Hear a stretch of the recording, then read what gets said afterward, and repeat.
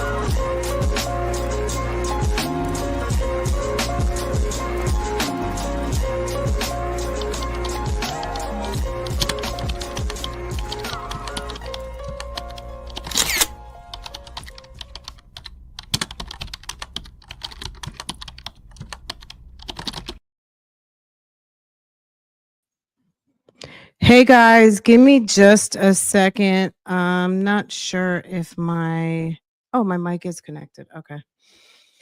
Yo, it's always something. Live. This is live. Hello, everybody. How's it going? Okay, guys, I want to talk about the cell phone evidence today. Okay. Number one, last night was so much fun. I know you guys probably want to talk Nesto again. I feel like we'll talk about it tomorrow. Just because I feel like it's a good thing to take a break in between because that's a hell of a document. And I don't even think everybody listened to it yet. You know what I'm saying? Um, if you listen to it, I made it available. If you are a free member, can you see it if you're a free member on I think I just posted it for members in Patreon, but I will post it if you are a free member too. It's just going to have my watermark on it. Um, and I made it available for members in Patreon, but I think it's just, a lot of you guys follow the Ernest Williams story. And I feel, I mean, most of the time the documents are, um, not always posted unless you're like in one of the member groups or whatever. So I will post it for you guys while we're looking at this cell phone evidence information. If you've been following the Jarvis Butts case, you're going to find this interesting. If you hadn't seen it yet, this is really interesting information. Number one, just from a standpoint of you guys like true crime, you guys are into these court cases, a murder mystery, disappearances, whatever brought you here. The cell phone evidence information is really interesting because I'm sorry, there's almost nothing you can do these days without being traced. Um, and it's very interesting how they basically plotted were able to plot and see what this man was up to on the day that Neziah Harris went missing, which was January 9th. On top of the fact that he was at work. And so we know that Cordell placed him at the job site on January 9th, right?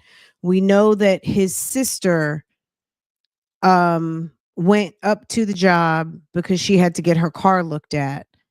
And she saw a small stature female jumping in and out of his what she knew to be his truck. And when she asked who the person was, he told her that was Cordell's niece. Meanwhile, that was Shannon's daughter, right? Shannon's niece, excuse me. And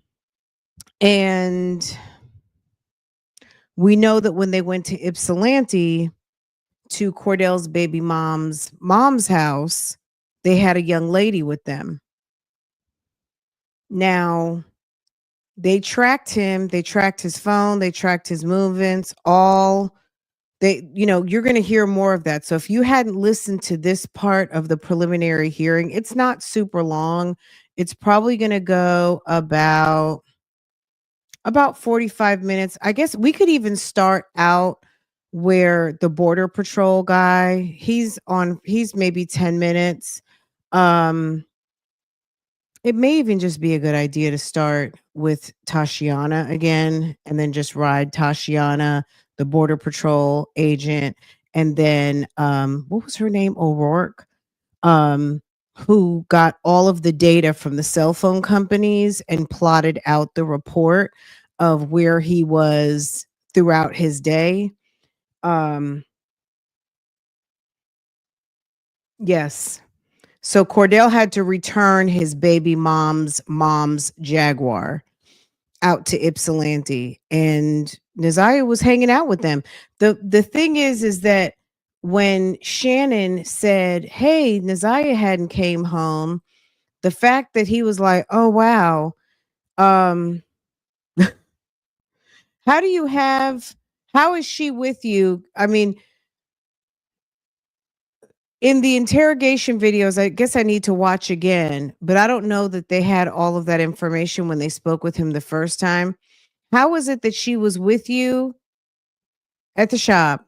She was with you to Ypsilanti. Like, where did you last see her when he was? I know in one of those interrogation videos, he said he hadn't seen her for 2 days before she went missing.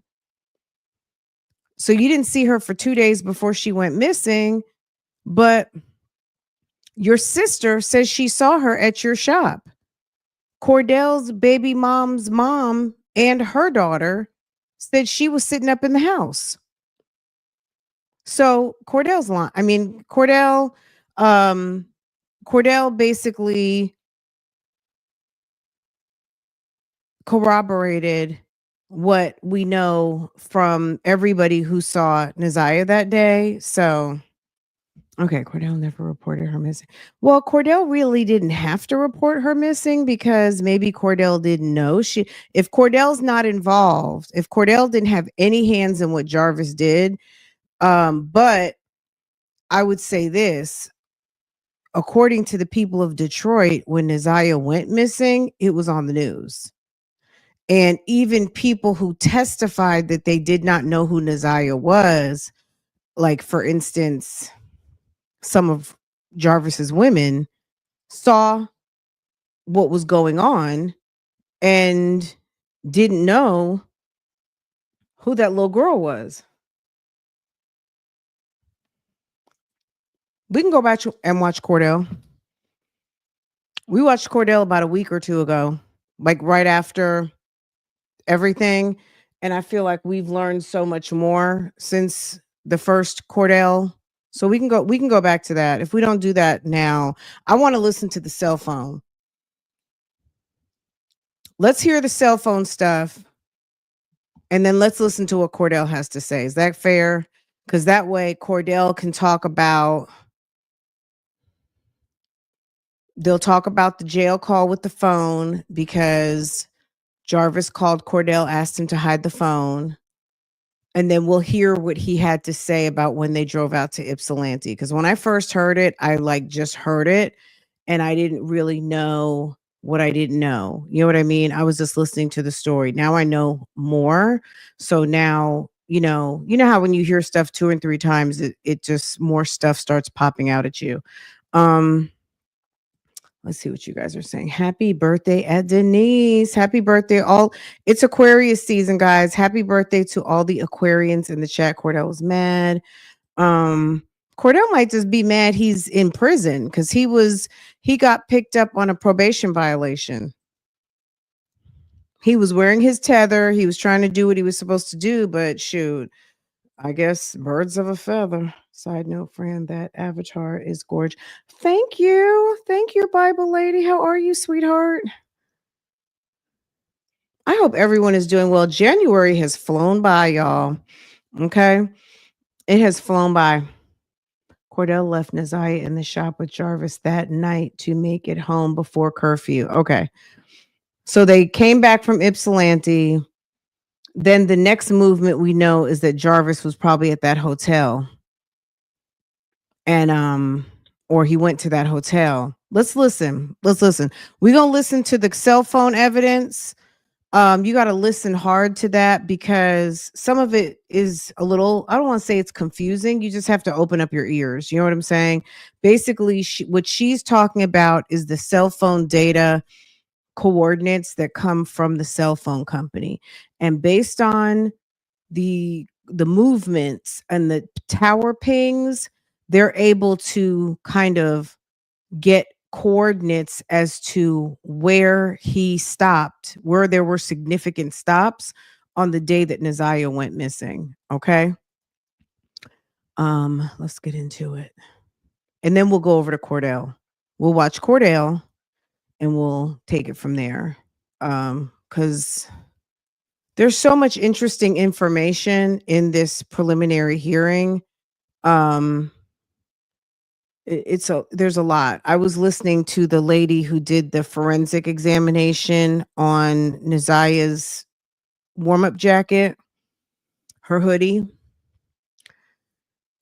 And that was very interesting. Maybe we'll do that one day this week. But I just, I like kind of, that we have a particular kind of like, oh, I still want to hear about what happened on January 9th. You know what I mean? I want January 9th to make sense. And it's so unfortunate that they found out about, like, they got more and more details, but by the time they got more details, like the guy who does the cultivating of neighborhood cameras and ring cameras and business cameras, and as they're trying to canvass the area to get more camera information, because it had been like 30 days, some people don't have SD cards in their cameras. Some people only have a certain amount of storage. So some video was lost because some businesses, their cameras are going 24/7. They may only keep video for 2 or 3 days. So a lot of movements that they could have caught were lost because they slow dragged it to almost like a missing person, if you will, versus she never does this. We're worried and concerned and we want her to come home. I just wonder, do they have the camera at the school? Like when Annette went into the school and said, my granddaughter didn't come last night. I took my ass to bed. I peed. I took a shit, ate dinner, washed up, brushed out my wig, made oatmeal, did that ratchet prayer in the living room, jumped in the minivan, parked, and came up here. Like, I just want to know. You know what I mean? Tell me. It's too much. Watched a movie. You know what I'm saying? Ate a donut, like dragged my ass. I would love to see the video of her You know what I'm saying? Like, I can only imagine. You know what I'm saying? I have a kid the same age range, and I would be beside myself and could not have waited. Like, oh, we'll just report it to the school, report it to the police, and then report it to, okay, you come in, you report the kid missing. And then they're gonna say, "Well, what have you done? We called the police last night. The police have, taken a report, but we wanted to write a report with you guys too," type thing. I mean, what? I have never heard of such a thing. You know, most cities will have, like, a police department at the, for your we have Charlotte Mecklenburg Schools Police. I would never think I don't even I would never even consider them of someone, no offense to anybody who works for the school police, but I wouldn't even think about them to call to report a problem. They handle stuff like they handle like stolen pencils and somebody broke into the computer room. Somebody stole some soccer balls. Maybe somebody there was a fight and someone got a bloody nose and they're you know what I'm saying? They're just stuff like that. I don't know. The resource officers, exactly. The resource officer at my daughter's school, bless his heart, he's a very sweet man.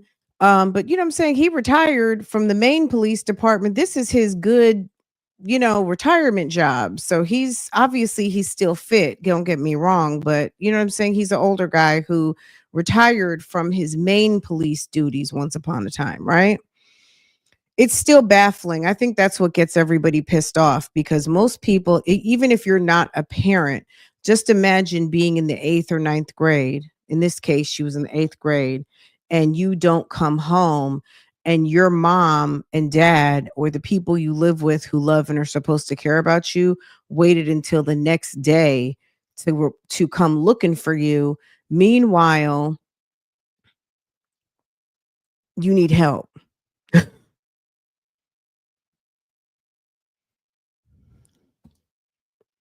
Mm.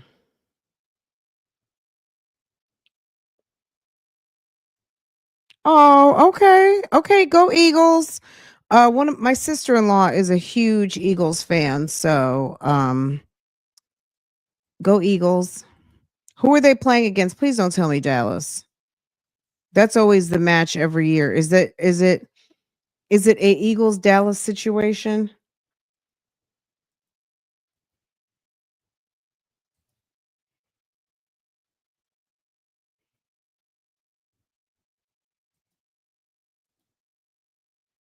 I would always have to call. If I was going out with my friend, even let's say when I got to be like 18, 19 years old, I was going to school in New York City.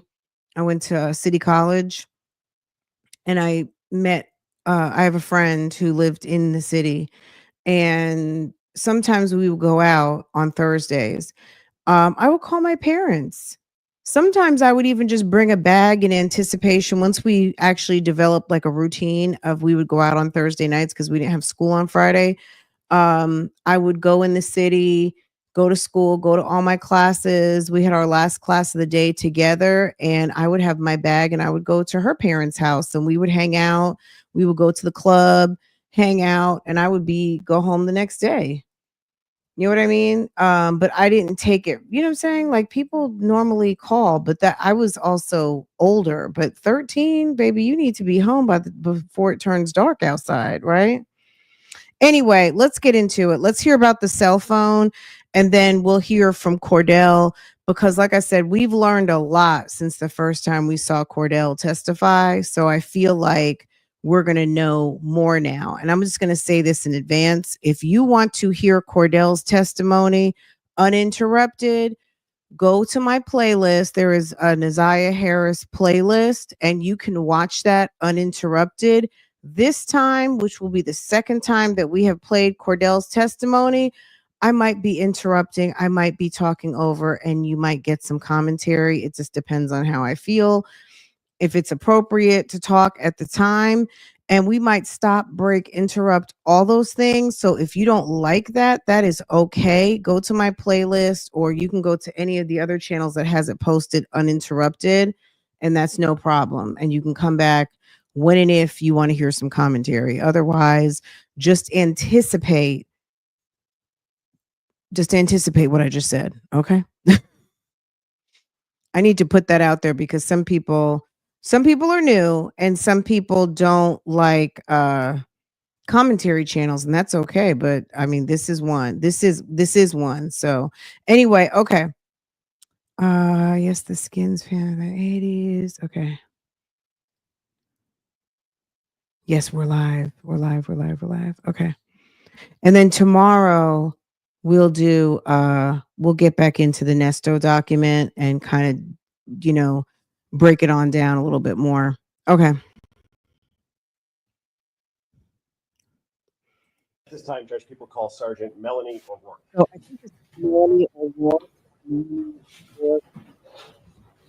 She is a data analyst for the police department, and she created the cell phone tracking report and based on the tower pings. Okay.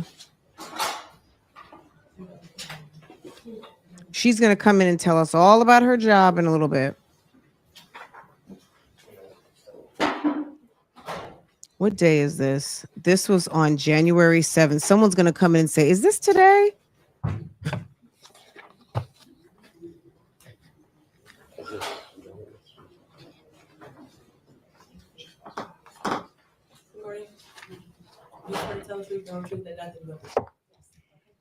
Walk this way. Just make sure you watch your step when you enter the witness box. And also, you can pull that microphone off the ledge if it's easier for you, or just lean into the speaker. May I proceed, Judge? Yes. Could you state your name for the record? Sergeant Melanie O'Rourke, What do you do for a living, Sergeant? a sergeant with the police department, Which police department? Detroit Police Department. How long have you been with the Detroit Police Department? Approximately 11 years. And are you currently assigned to a specific precinct or unit within the Detroit Police Department? Yes, I work at major crimes. Okay, and what sort of crimes do you investigate at major crimes? Generally, homicides. And how long have you had that role, or have you been in major crimes? I believe since 2016. And do you do any specific role within major crimes that requires a little bit of training and education to do? Yes. And what is that? I do forensic analysis of cellular call detail records and tower mapping.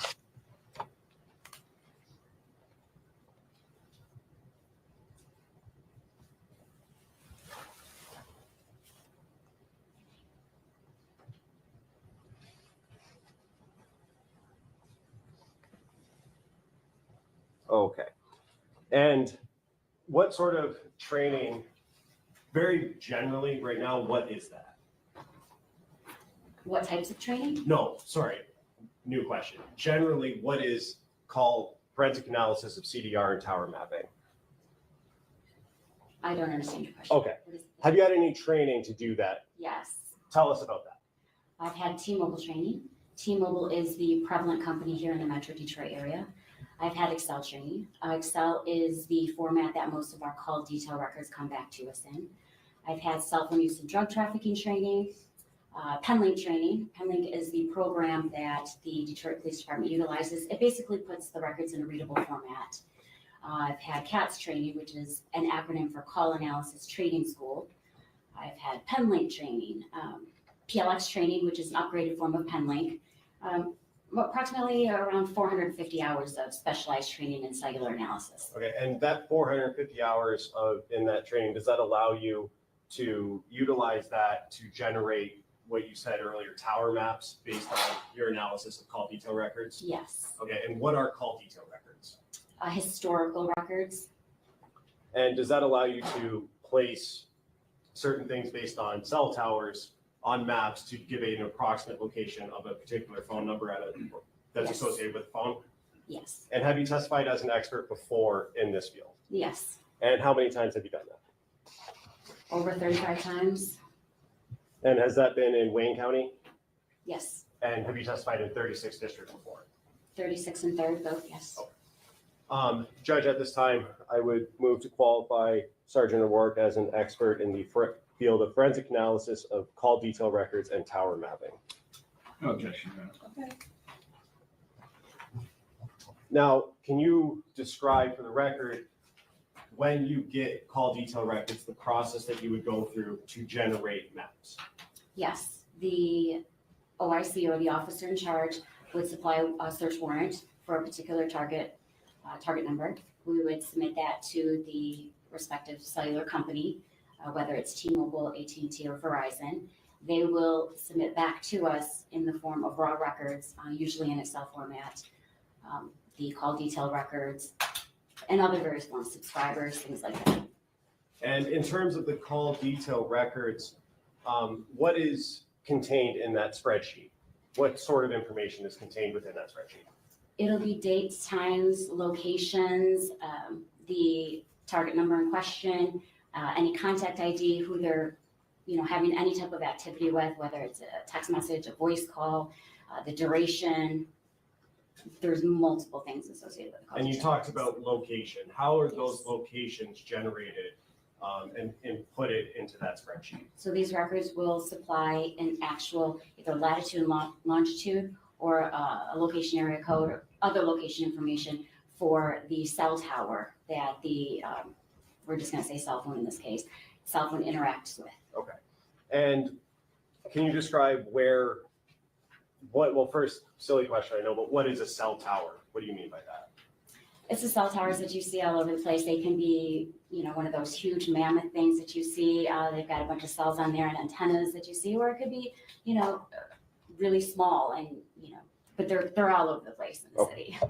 And the records provide a indication of which tower it was, that phone number was interacting with at a specific time? Yes. And does that allow you to take that information and put it into a map or go through a process to generate that location on a map? Yes, we actually receive the information and put it into a system called PenLink, and that information will, like I said before, will basically put it in a readable format.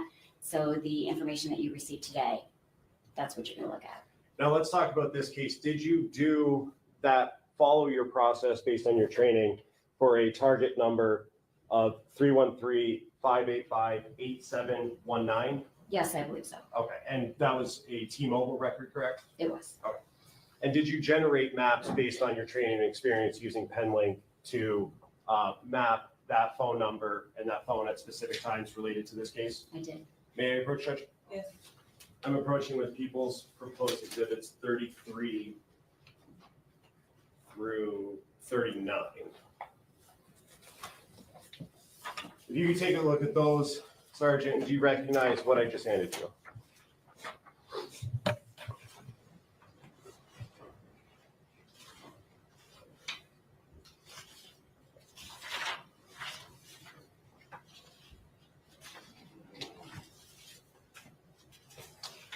Yes. And are those maps that you generated for that target number ending in 8719? Yes. At this time, I would move to admit People's Proposed 33 through 39, Judge. Any objection? No, No objection. they'll be admitted. People's Exhibits 33 through 39. Thank you, Judge. And permission to publish. Yes.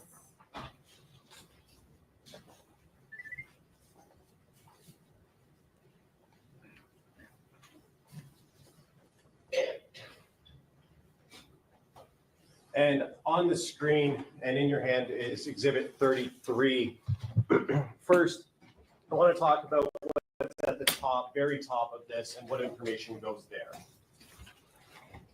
The first row is going to have what's going to be on our calls report, a condensed version. There's going to be a lot more in the actual calls report, but this is the information that exhibits what's in the map down below. Okay. So for row one, which we only have one row in this instance, we're going to have the target device, which is the phone number, and the date, time that was requested. So in this case, it's going to be January 9th of 2024.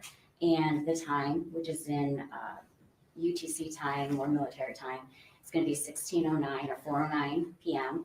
And then the duration, how long the activity lasted. You have a start lag and said that's actually your location information. And then the call type, in this case, it was a voice call. Call status, whether it was completed or not completed. the direction, incoming or outgoing. Did he make the phone call or did somebody call him?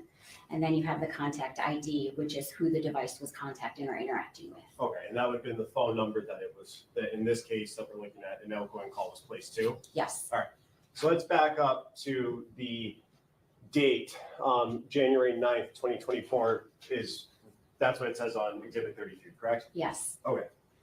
How do you know to do that date in particular for this case? So for all of these maps, this was requested by the officer in charge. That information is supplied to you? Yes. Okay. Do you know the details of other parts of this investigation, or are you just taking the information the OIC gives you? I know the general information, but they asked for a specific date and time, and this is what we placed on the map. Okay. And then moving over to the next row for time, it says 16:09 and 24 seconds, correct? That's, yes. So that's my next question. You said that that's in UTC time. Can you describe or tell us what UTC time is? No, this time that you have here is in our time, Eastern Standard Time. UTC time is Universal Time Coordinated, and that's going to have, that's like on the world clock. So you're going to have a -4 or a -5. The raw records come back to us in Universal Time Coordinated, and then we turn around and put it in our time so that, you know, you can read it and know that what time it happened here. And so just to be clear, the 16:09 or 4:09 p.m. is what time it Eastern was Standard in Time. Detroit, Yes, where this phone was at 4:09 on January 9th. yes, And that's a conversion that you have to do based on whether it's -4 or -5. yes. What does that depend on, -4 or -5? It's the UTC time, Universal Time Coordinated. So it's on the world clock. So our Eastern Standard Time will change, you know, fall back or spring forward based on the summer and the winter. And so during the summertime, it's going to be -4 from UTC time. And then during the wintertime, it's going to be -5. So we just put it in so that the time that you have here is Eastern Standard Time. Okay. And then the two rows over, one next to duration, start, lack/CID. Can you tell us a little bit more about what that information means and why it's important? So that's going to be your location information. Your LAC is location area code, and then the SID or CID is your cell ID. Okay. And that is what allows you to generate, or part of what allows you to generate the map that we see below? Yes. Okay. So let's talk about the map that we see below. First, you have those two lines going out in almost a incomplete triangle. Can you tell us what we're looking at there and what's in the middle? Yes. So the middle part, you're actually looking at a V, and it's going to be about a mile long here in the Metro Detroit area. The cell coverage that you're looking at for any particular tower is usually about a mile. So that V is a representation of the intended area coverage of the cell phone company. Okay. And then there's a little pie chart in the middle in a little shade. Can you tell us what that means?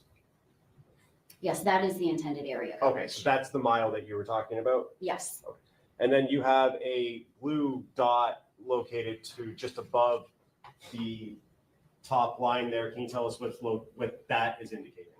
that blue dot indicates 9,000 Connor, and that was requested to be placed on the map at this particular date and time. And so what essentially is your conclusion about this map that we're looking at here? What does all of this mean? In this particular date and time, so January 9th at around 4:09 p.m., the target device that we're looking at ending in 8719 is consistent with being in the area of the 9,000 Connor. And how precise is this location? I mean, you say in the area, there's no specific spot that you can say this was at this address. How precise can you get with this? So we can only tell you what the address and location of the cell tower and their intended coverage. They actually give you that. So you're working with radio frequencies. So it's not going to be an exact V that you see here. You're going to be working with radio waves. So it can be a little bit outside of the V or a little bit inside of the V, but basically this is just to demonstrate, you know, the intended area coverage of the cell phone company. Okay. Going now to Exhibit 34, which is on the screen. First, is this the same information that we saw in Exhibit 33 across the top of the map in Exhibit 34? Yes. And you have 4 rows here instead of 1. Why do you have 4 rows instead of 1 in this map? In this instance, the officer in charge requested to see a travel duration. So during the time between, I have 1838 and 1922, there are actually others in between, which you can actually see in the raw record. But to put that many records that happened in between is a lot. So basically, we are showing the travel from the blue dot indicates 9,000 Connor, and then the black dot indicates Ypsilanti.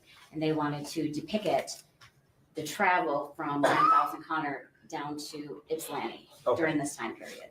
And the first time period that you have for row number 1 is 1838 and 16 seconds. Yes, So that would be 6:38 p.m. yes.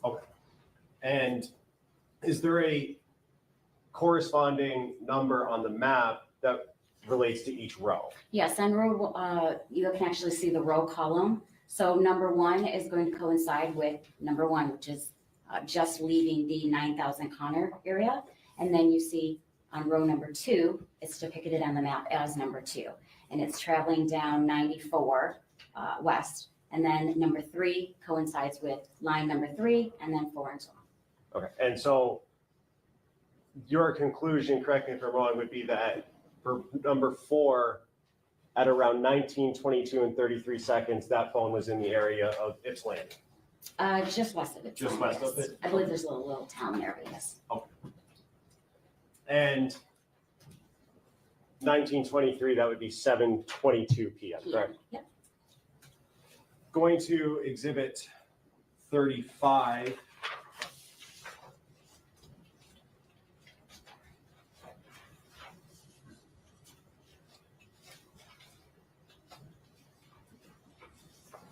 And on Exhibit 35, which is on the screen now, you have, again, 4 rows, but there's different coloring for that information. Can you describe what we're looking at and what the coloring means? Yes, so the blue dot indicates 9,000 Connor, again, and the purple dot indicates 13362 Wilshire. And those are the 2 locations that the officer in charge requested to be placed on the map. And they wanted to show that this device was in the area of either of these locations and at what time. Okay, and so can you tell us about the lines closer to the 9,000 Connor location and what ones those correspond to in your records up top there? So this is an RTT report or a time in advance report. And the row number 1 and 2, which one is a dark blue line, and the other is a light blue line, all indicate approximately around the area of 9,000 Connor during the time of 2028 and 2042, which is 8:28 p.m. and 8:42 p.m. Okay, and so is it fair to say that this phone was in the area of 9,000 Connor at those times on January 9th? It's consistent with being around the area. Okay. And then the other 2, the purple and pink lines, can you tell us about those? So there's a dark purple and a light purple, and that's around the area of 13362 Wilshire. And those are times of 2048 or 8:48 p.m. and then 2059 or 8:59 p.m. So the RTT information has moved from around 9,000 Connor to 13362 Wilshire during that particular time. And so does that indicate that the phone was traveling towards the direction of the Wilshire address? It could have been. And you said RTT. Can you tell us a little bit more about what that means? RTT is a real-time tool or time in advance. Basically, it's a report that T-Mobile will send out, and it's historical location information. It's not necessarily based off of any type of activity. So you're not going to have phone calls during this time. It's not going to be text messages, or as long as the phone is on and the cell tower basically, or the base is able to get in contact with the device and back. So basically it's a time that it takes for a base station to send out a signal and then have it received back from the device. Is it fair to say that that's more of a passive interaction between the phone? There's no input on the phone that's required for this? There's no input required at all. There's not, any type of cellular activity at that time. It's basically for, efficiency and performance by the network. Going to exhibit 36 now, which is on the screen. On that first page, you have 8 lines. Can you tell us the reason you have 8 lines and what they're indicating here?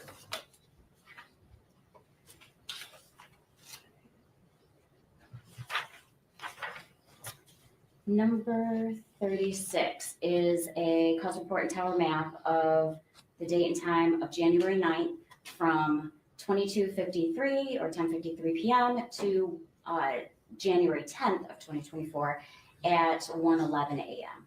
Okay. And so that's the time you're analyzing here is from closer to midnight on the 9th going into the next morning, early morning on the 10th, correct? Yes. All right, and going to the second page of this exhibit.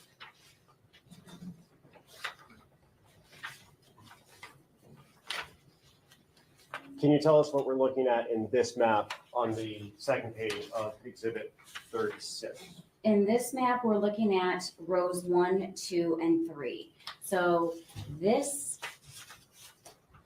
red dot that you have right there smack dab in the middle indicates 2000 Harper, which is the Park Crest Motel. And then the next slide has a different address associated with it. But what we're looking at right here is the 2000 Harper Park Crest Motel. And is that in Harper Woods? If you know. That I don't know. Oh. That highway that it's just off of, that's 94 highway, correct? Yes. Oh. And the 2 towers or the 2 lines that you have here, does that indicate the phone was interacting with those towers at the times in rows 1, 2, and 3?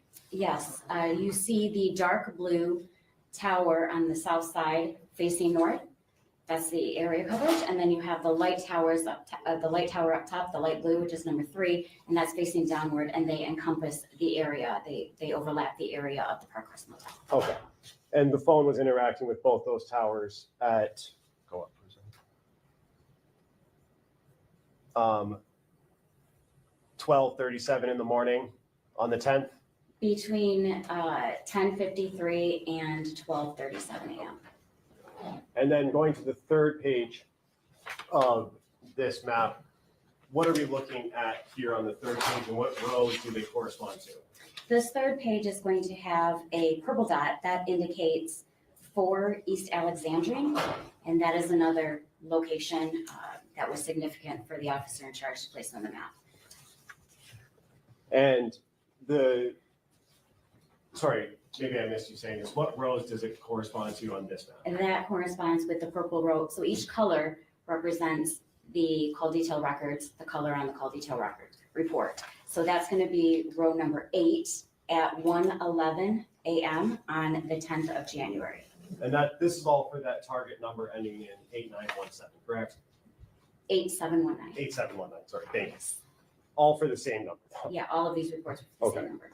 And does that indicate to you that the phone moved from that Park Crest location down to where this is on Alexandrine? Yes. And then the last page of this exhibit, is this just an overview of both of those maps that we just looked at? Yes, it is. So you'll see in the beginning, at the end of the 9th at around 10:53, it's up at the Park Crest Motel up there on the northeast side. And then it travels down at around 1:11 in the morning on the 10th down to the purple area. And that's the Alexandrine. It address. is. Okay. Going now to exhibit 37, which is on the screen. And do you have that there? I do. First, can you They tell got us all his what locations. 3 rows on the first page of this exhibit? So this is a time in advance report. You've got the row, the target, the day, and these are all in the color black, and on the map for the second page. And basically it's showing on January 10th, 2024 from 22:51, which is 10:51 p.m. to 22:53 or 10:53 p.m. So on the later, 10th, later in the day on the 10th. on the second day, yes. Okay, and so we moved almost 24 hours, or 20 hours up from the last map, correct? Yes. And if we could go to the second page. And where is this phone interacting with on, at the times that you just said, later in the day on the 10th? The information received from the cell phone company is right around Greenfield and 7 Mile. And is that in the city of Detroit, Wayne County? Yes. Sorry? Yes. And going now to exhibit 38. We're looking at a lot more rows on exhibit 38. Can you tell us what we're looking at here? Yes, this is the time period right after we were looking at 7 Mile and Greenfield. That time was all the way up until 22:53. So here we have from 23:40, which is 11:40 p.m. to 23:59, 11:59 p.m. And this is all on the same night of the 10th. Okay. And this is so just about 40 minutes after the previous map, correct? Approximately. Okay. And was there any information in the records, if you know, between those two times, that 40-minute gap there? They gave us a time in advance records. Okay. And going to the second page of this, on the map here, first, can you tell us what that red dot indicates on this map? So that red dot indicates 7 Mile and Berg. And in terms of the circles around that, what do those represent? The time in advance distance from the cell tower. So that's all going to be around 7 Mile and Berg area. And is it fair to say then that this phone was interacting with those towers at the times you indicated around the 7 Mile and Berg area? Yes. And can you go back up to the first page? Thank you. Sorry. In row 1, what is the time there? Row 1 is going to be on January 10th of 2024, 23:40, which is 11:40 p.m. And then the last row, what is the time on the last row? January 10th of 2024 at 23:59. And that was just because the officer had asked for just that day. It actually indicates that it stays there for a little bit more in the morning. Okay, how much more in the morning if you know? We actually have it in the next exhibit. Oh, perfect. And so that phone on this exhibit, was it there from 11:40 to, at the very least, midnight almost on the 10th, correct? The time in advance records, yes. And again, this is timing in advance. This is the passive interaction, no input from the phone or the user, correct? Yes, no calls, no text, no nothing. This is just the signals that the base station is getting to the device. And going to exhibit 39. And can you tell us what we're looking at on the first page of 39? So this is going to be essentially a combination of the last two exhibits that we just saw. So this is going to be from January 10th of 2024 at 9:49 p.m. or 21:49 to January 11th of 2024, the next day or the next morning at 1:34 a.m. Okay. And going to the second page of this exhibit now. First, on the far left side of the screen, what area is that again that we're looking at? On the far left of the screen is going to be the red dot indicating 7 Mile and Berg. And that's the same area that we saw in the last exhibit in 38, correct? Yes. And in terms of what rows correspond to that one, how long was that phone there in that area into the next morning on the 11th?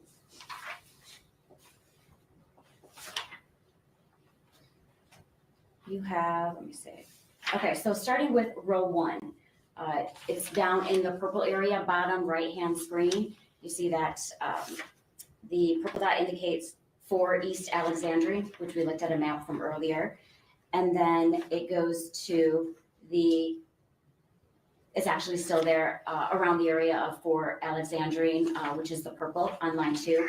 Then you see it start to traveling up to number 3, which is in the light blue area, which is in the middle one, just above the dark red. And then you see it show to the dark blue after the light blue, which is going to be still traveling north. And then that 7 Mile in Greenfield, which is that blue dot, and then going over to the 7 Mile in Burke. And the 7 Mile in Greenfield, we looked at that one, I believe it was We exhibit did. 36. Yes. And so where does the phone end up, and at what time is the last entry for the 7 Mile and Berg area? So the 7 Mile in Burke area is at 134.13, number 8. And then you see that big kind of curved line, that's actually going to be line number 9. And that's when the device is essentially, moving away from the location. Okay. And so that phone then was there in that area of 7 Mile and Berg from about 12:40 to 1:34? 12:40 with, Sorry, 11:40. 11, yeah. Yes, 11:40 p.m. to around 1:30. So it's like, what was he doing for 2 hours in that area? That's 2 hours late at night. Well, I mean, it's not super late, but it's late. Most people are home. 11:30 to 1:30 in the morning, that's late. That's kind of middle of the night. Before a.m. on And- the 11th. And on the 11th at 1:34 a.m., it starts to move away, which is row number 9 on your first page there. Yes. Oh.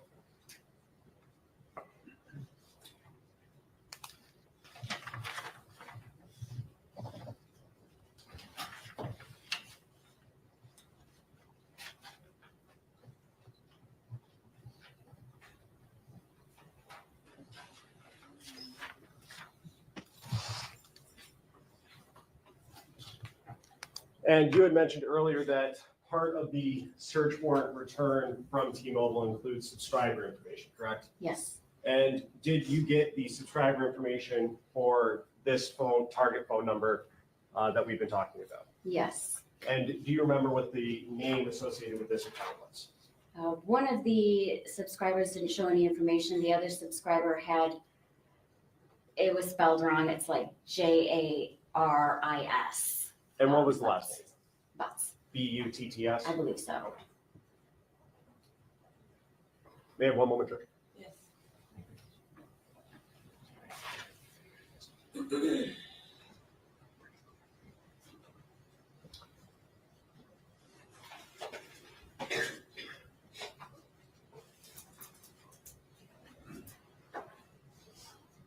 Can you go back to the exhibit that we were talking about for the Park Crest Motel?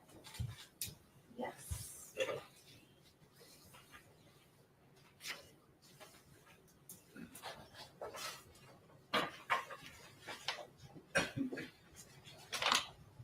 Yes. believe that's exhibit 36, correct? Yes. And what's the address for the Park Crest Motel that's listed on there? 20,000 Harper. Maybe I misheard you. I think you said 2,000 earlier. I just wanted to. Oh, I apologize. It's 20,000. 20,000 Harper? Yes. Okay. Nothing further, Judge. I have one question. Back on exhibit 38, the last one with 7 Mile and Burke with the top left corner. Yes, ma'am. Well, I guess this one works. It's 38. This is 38? Did you make 39? Yes. 39. So there's an image of a house in the bottom right, in purple, you have blue is the car. The left in the 7 Mile and Burke is shoes. What does that indicate? Or footprints? I believe there was possibly some evidence there. That's Okay, I why. didn't know what the different images, if it was significant. No. Thank you. I don't know if you have questions based off of what I asked. No, I don't. Unless, may I have one more?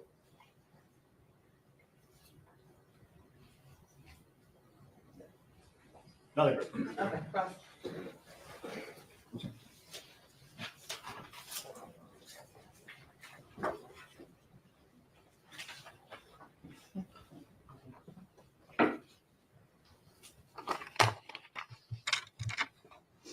Good morning, Sergeant O'Rourke. Good morning.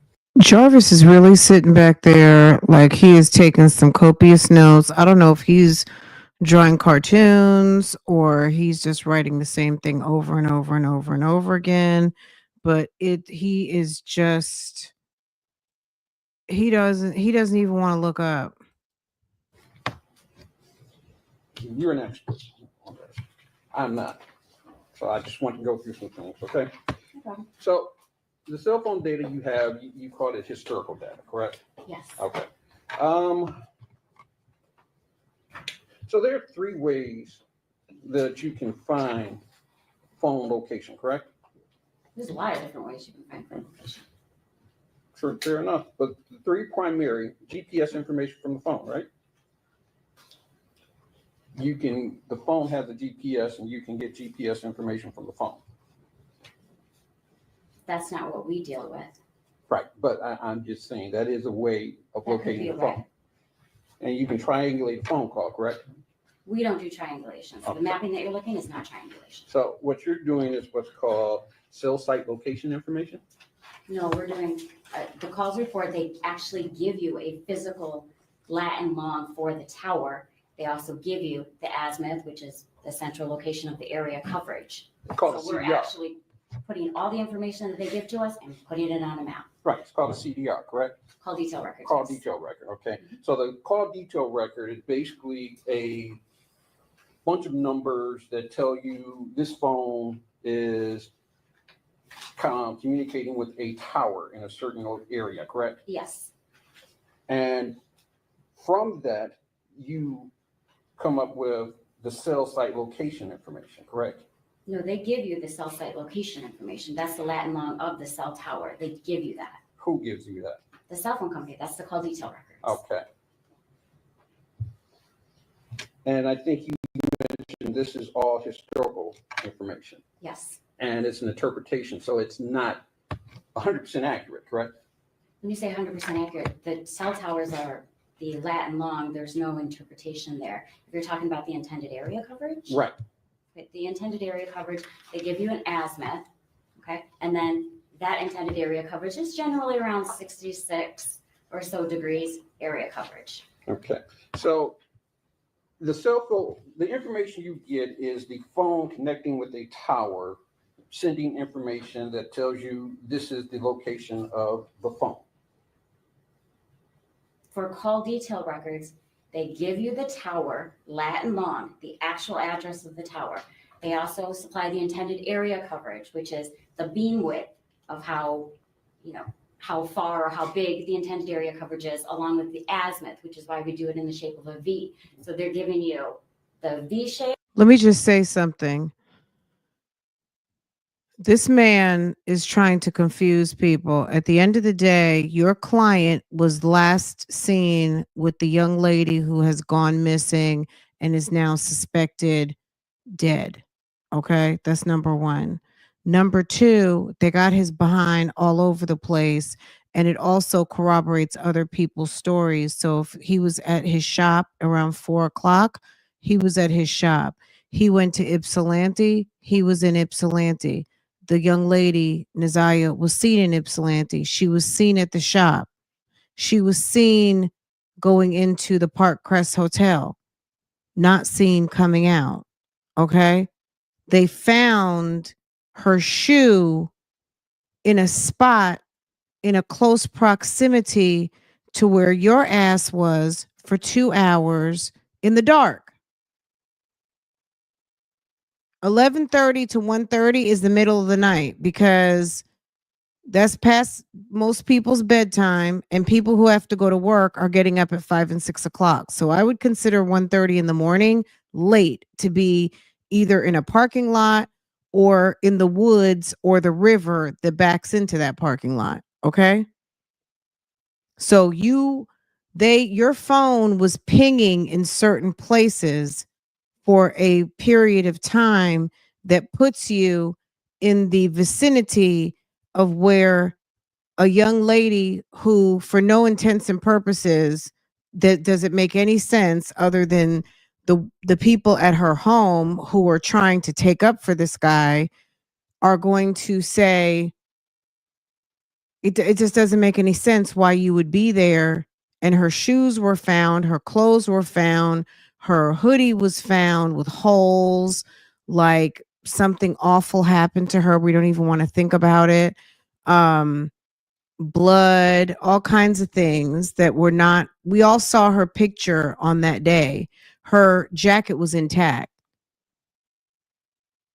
So all of these random holes. So he's trying to confuse people, but the judge had questions, and you heard the judge ask that question. What does this mean? What does that mean? And why does it say shoes? And then um O'Rourke says, I think they found some shoes there. So you're in the vicinity of where shoes were found. Hello? Because it's up to the judge. The judge at this moment, this is the preliminary hearing. There's no jury there. So this is a probable cause hearing. So the judge is the one who is weighing out all of the evidence to see if it was going to be bound over, which obviously most of you guys know this was bound over. So he had a court date. Was it last week? But the next court date is March 7th, when things probably will get rolling a little bit more. I'm not used to how the court cycles work in Michigan, but it seems, I don't know what's going to happen March 7th, but that's the next time he's in court, and he's got a different judge now. So this judge did the preliminary exam, and the next judge, I believe, is going to be the one to hear his case. So, but yeah, that's basically what this woman here, this analyst, was able to put together just from his phone records. They basically were able to plot where he was in roughly about 24 to 36 hours. And based on what people heard about where they saw Neziah, it corroborates where Neziah was, Jarvis was. Okay. His sister saw her at the shop, and the mother of Cordell's the grandmother of Cordell's baby mom, or the mom of, you know what I'm saying, the grandmother of Cordell's child house, his auntie said, yes, there was a young girl there. And so Jarvis had her with him. She didn't run off the bus. I wonder if Shannon refuses to believe this. Like, sis, he was when you texted him, he had her with him. Depending on what time you texted him, he was probably on his way back from Ypsilanti, and he's texting you, oh word. That's what I want to know. When she texted you and told you around 6 or 7 or whatever time it was, and she texted you Neziah hadn't came home, and you actually have Neziah right there with you, that's some diabolical stuff right there. And the azimuth, that smack dab in the middle. So they're telling us that's the intended area coverage. That is the intended area. Yes. Okay.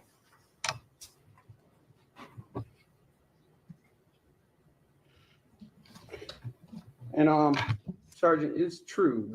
Girl, Diddy will go to trial before Nesto, okay?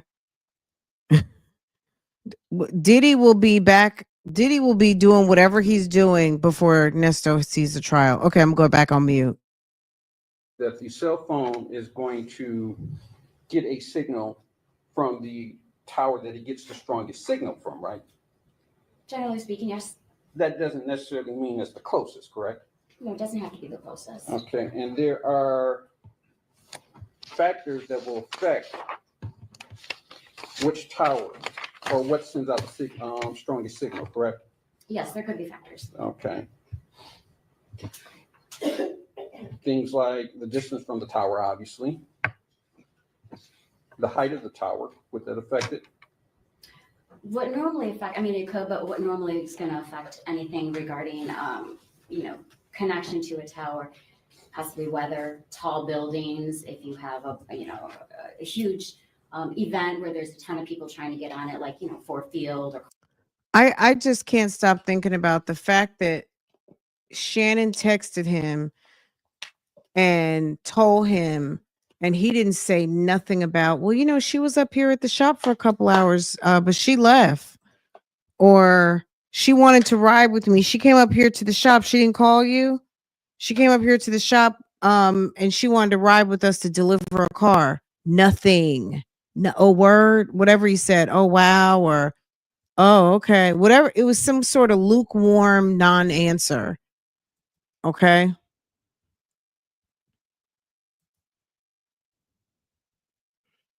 America.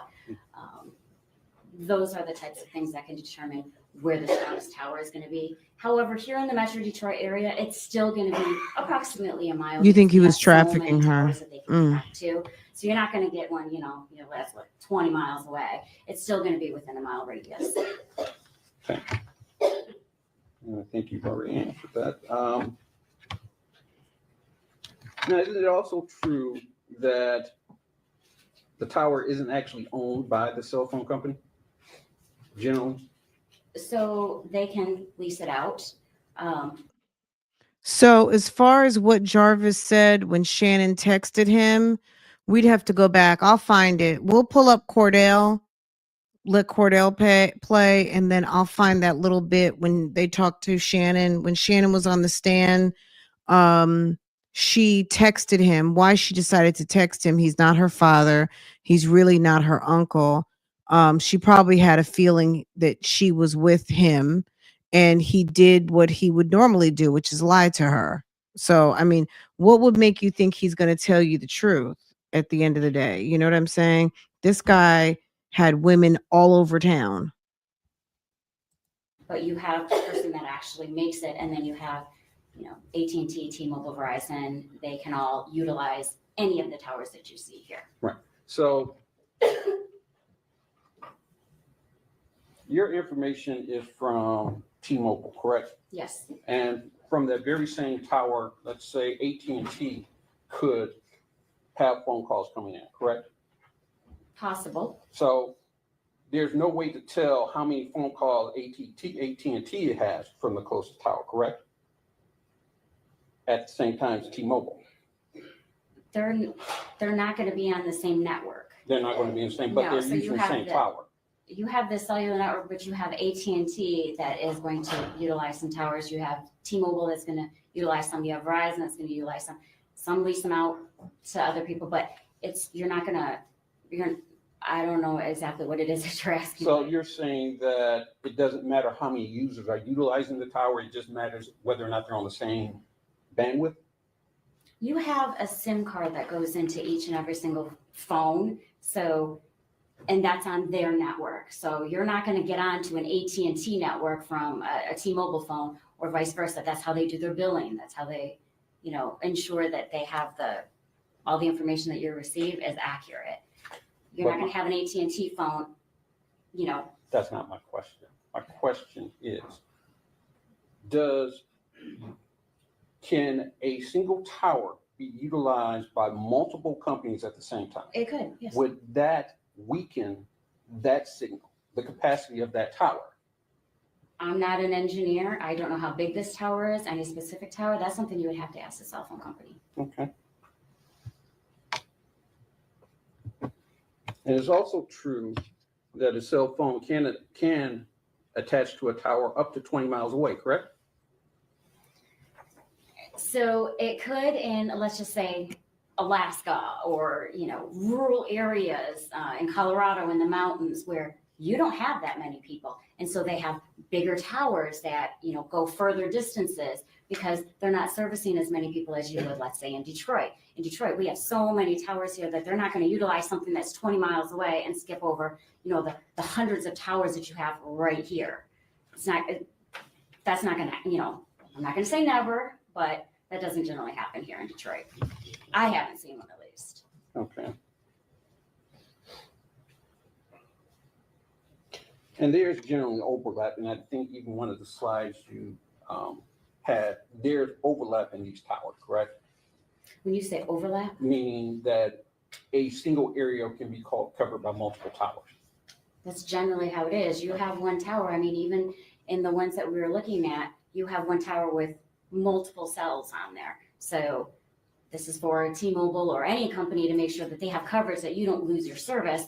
You could have one cell facing this way, then here, then here, then here, then here. They're all gonna overlap to ensure that the person has coverage, that they don't drop their service. So yes, you've had overlapping. So basically the data, you said that you use a program called PinLink. What exactly is PinLink? PenLink is a program that we're able to receive the call detail records, input it, and basically it just puts it in a readable format. So for example, all of the calls reports that you see come in Universal Time Coordinated or UTC time. PenLink will make the time adjustments so that we'll have it in Eastern Standard Time versus having everything that you see and you have to do it in your head, -4 on each or -5 on each of these lines. So all PinLink does is convert the time. It doesn't. It does a whole bunch of other stuff too. We can do many different reports. You can do a call frequency report, see how many times that a specific calls report, called a specific person. There's a lot of different things that you can do. We can do tower dumps on them.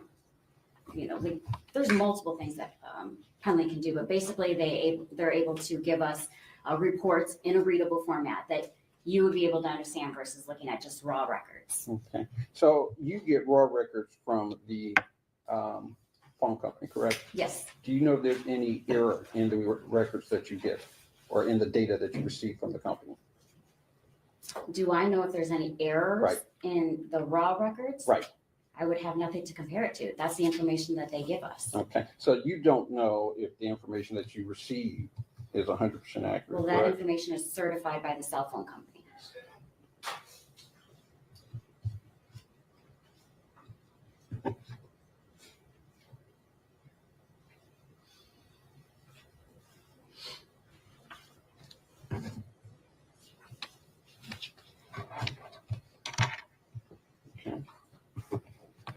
So we're in the Detroit area, and this is just I mean, at the end of the day, he needs to get his own cell phone expert and do the same report and tell them different. But based on what the Detroit police ran, that's what they're coming up with. That, sir, that all of where he was cited and cited in the company of the person that it was missing is missing and now presumed dead.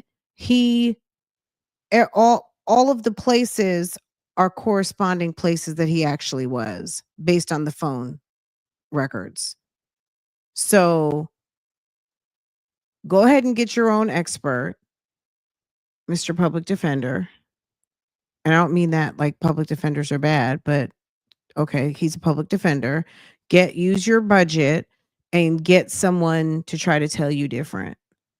But at the end of the day, I'm sure before you come to court, they are probably double and triple checking. Any of you guys who do analyst work, you're going to verify your data, and you might even do a duplicate request, ask them to run it again one more time because we're getting ready to charge somebody with capital murder.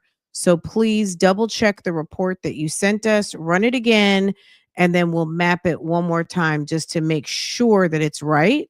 Because this is information that can, that takes you off the track of investigating other people, a trial, all of these things. So I'm quite sure it's not just like, just some data dump that they got and they didn't bother to double check. Once they were able to correspond his movements of the day and you actually found evidence on that track.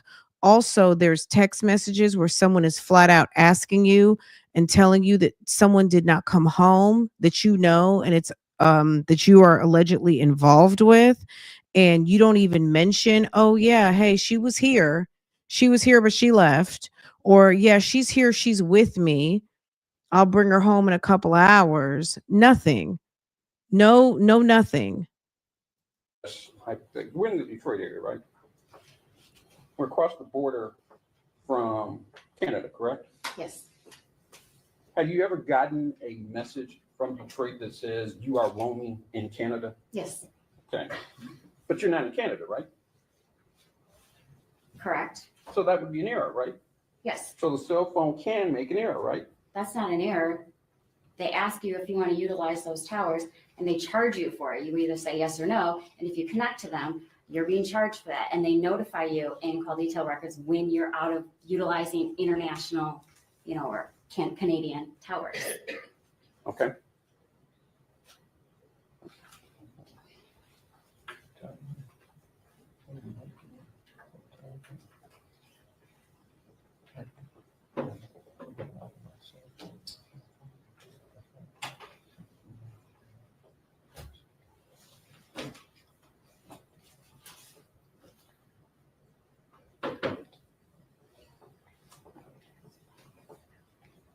He tried it.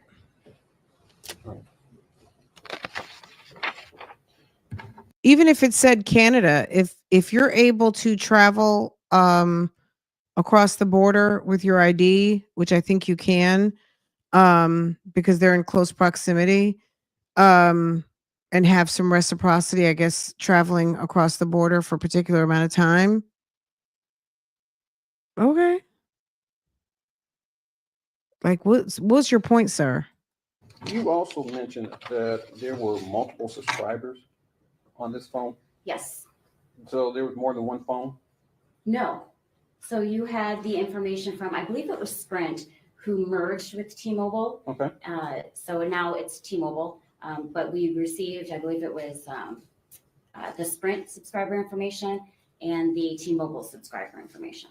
Okay. So there's not, so when you said multiple subscribers, you did not mean multiple phones. Multiple subscriber reports. There's not multiple phones, it's just one phone. Okay. And then, of course, you obviously can't say who was using the phone or who was with the phone at the time this phone No. was being tracked, correct?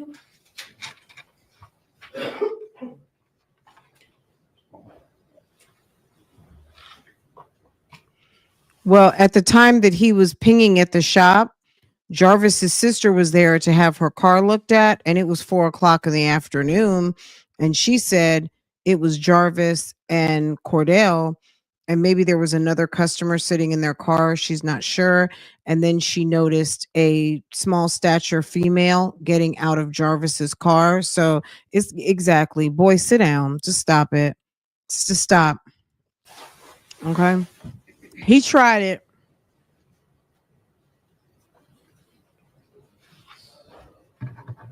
Yeah, I have nothing further. Very briefly, Judge, thank you. Mr. Reagan's asked you about the timing. And you mentioned UTC time. Just to be clear, all of the times that we looked at in the exhibits are in Eastern Standard Time, so local time. Yes. Okay. And you mentioned something earlier, azimuth. Yes. First, can you spell that? For the AZMIUTH. Okay. And what is that? It's just the center of the width of the, basically it's gonna be the center of the width of the triangle that you're Okay, or looking the at. V shape. Yes, the V shape, And that has to do with the intended area coverage, correct? correct. And you said that, well, Mr. Riggins asked you about connecting to a tower 20 miles away. You remember that question? Yes, You said you had never seen that in Detroit, correct? not in Detroit. How many times have you done this analysis? How many times have you put these maps together for different cases? Since 2016. And is that like in the thousands then, or less than that? Oh, yes. More than 1,000? Oh, yes. Okay. And that's all been for the Detroit area or Metro Detroit area? For the Yes, most part? the Metro Detroit area, yes.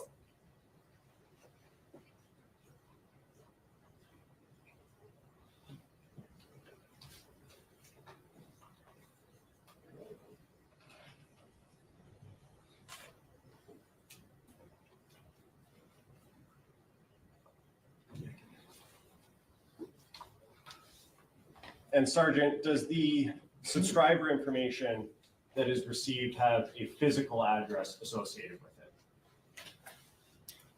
That I don't know. You would have to actually look at the subscriber information. Okay, would that refresh your memory as Yes. this case? May I approach, Judge? Yes.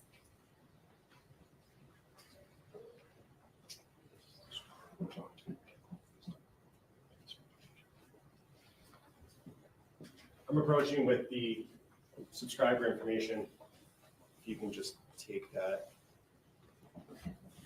Does that refresh your memory as to whether a physical address was associated with these CDRs or call detail records? Yes. And what was that address associated with the target phone in this case? 13362 Wilshire Drive.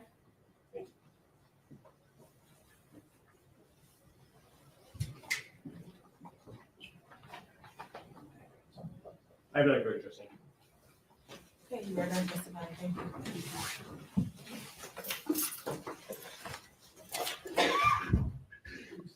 She probably's like, Are you doing the next witness?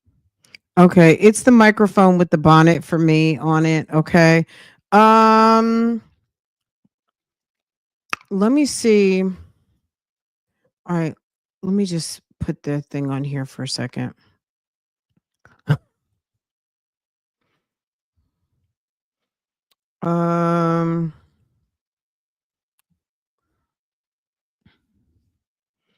Okay, just a second. Let's find.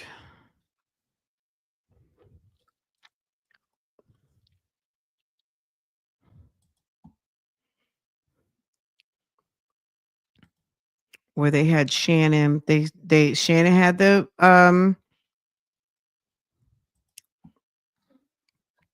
text messages.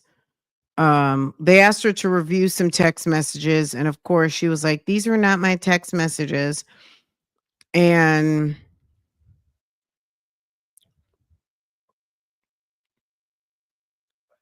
all right, let me find it over here before we get into Cordell, because Cordell's going to be like an hour.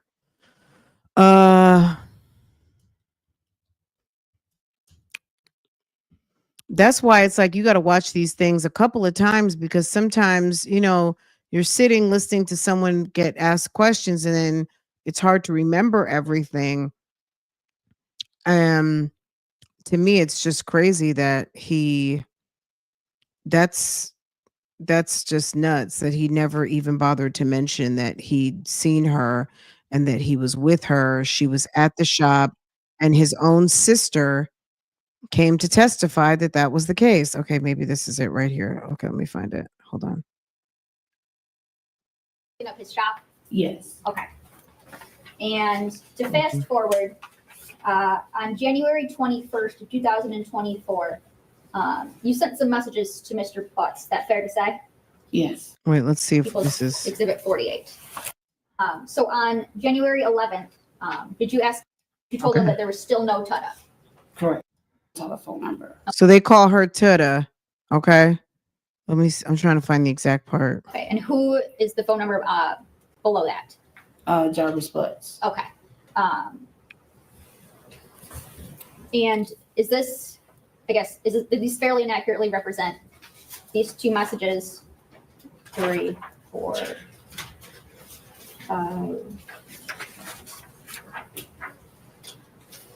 6 messages sent between you and Mr. Butts on January 9th, 2024 through January 11th, 2024.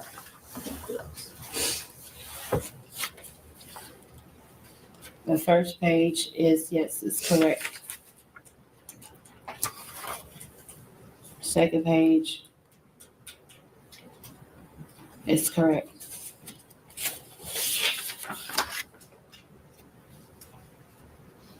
Yes. Okay. And so on January 9th, like you had indicated before, you had stated that you told him that there was still no TUDA. Correct. Okay. And you said he responded, oh, wow. Correct. Okay. What time was that? Hold on. She texted him at what time? You had stated that you told him that there was still, like you had indicated. She said January 9th at what time, when he was driving out to Ypsilanti? Yes. What? Okay. And so on January 9th, like you had indicated before, you had stated that you told him that there was still no TUDA. Correct. Okay. And you said he responded, oh, wow. Correct. Okay. Yeah, because she was with him.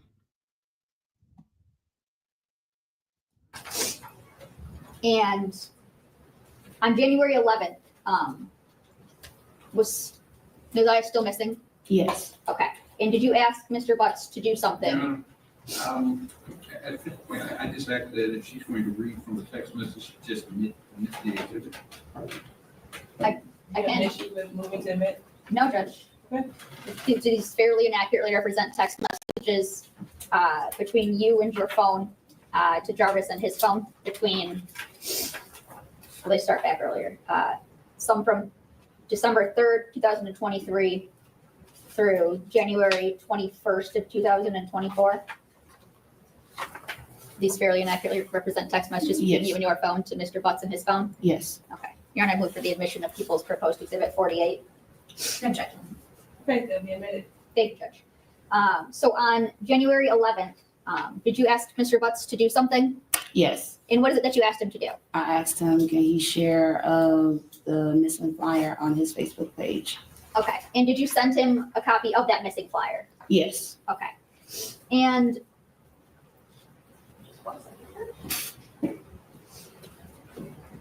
But if he didn't call you for 2 days, he has 5 kids living up under your roof, which I already know the answer to this question. I'm just stating the obvious. Okay.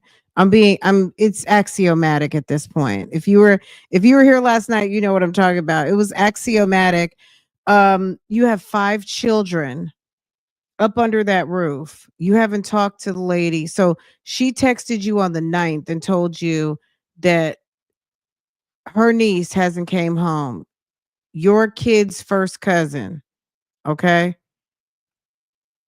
Then on the 11th, she's texting him and asking him to share a post. Shannon is dumb. I'm sorry. It's not that I'm just realizing that. I'm just reaffirming it and saying it again. Ma'am, he doesn't even want to have anything to do with you. Clearly. You know what I'm saying?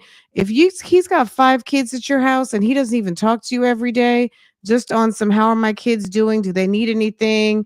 Do you like, did your niece come home? He's running around telling people that's his niece, which it's not. It just doesn't make any sense, but it also makes it look like, why would you even bother to text him to begin with? He doesn't seem to be hands-on with you, even if you guys are on and off again. He doesn't even seem to be checking in about his kids. So if he doesn't really check in with you about his kids like that, what would make you think he gives a damn about your niece? You know, and the irony is that he actually had her. I mean, he didn't even come up with a story like, oh yeah, I was with Nizaya and I dropped her off and that was it. You know, he's trying to claim he had no parts of it. Meanwhile, she was spotted with you by 2 different people who didn't even really know who she was.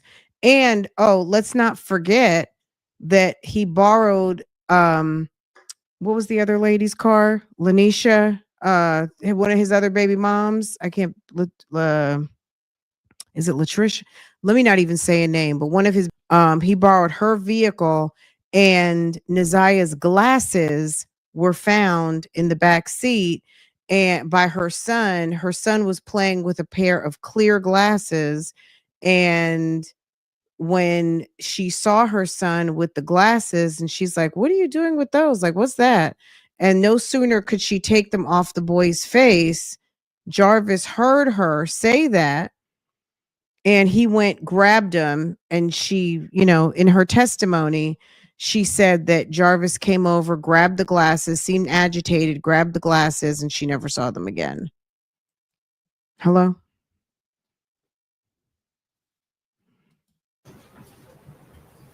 Oh, you saw his post? Let me go look. Okay. On December 3rd, 2023, do you recall sending messages asking Mr. Butts if he needed Nizaya for anything? Oh, yes, I do remember. Okay. So do you remember this text on the first page of People's Exhibit 48? Yes, I do remember this message. Okay. And did you send that message? Yes. Okay. And what did the message say? Tada said, do you still need her too? Okay, and do you know what was that referring to? It was, Tada had asked me to contact Jarvis and see if he still needed them to clean up. Okay. And that would be to clean up his shop? Yes, Okay. And to fast forward, on January 21st, 2024, you sent some messages to Mr. Butts. Is that fair to say? yes. Okay. And can you read these last 3 messages? These last 3 messages is, to be honest, these messages I seen into the inbox to you, I really don't know what to believe anymore. Stay away, Ramon, I mean it. The next message is, I don't know what to say, or Tada is on. Says, this shit doesn't sit right with me. Call it what you want. I'm good, period. It says, this for life. Nigga, I thought about it, and you can pass it.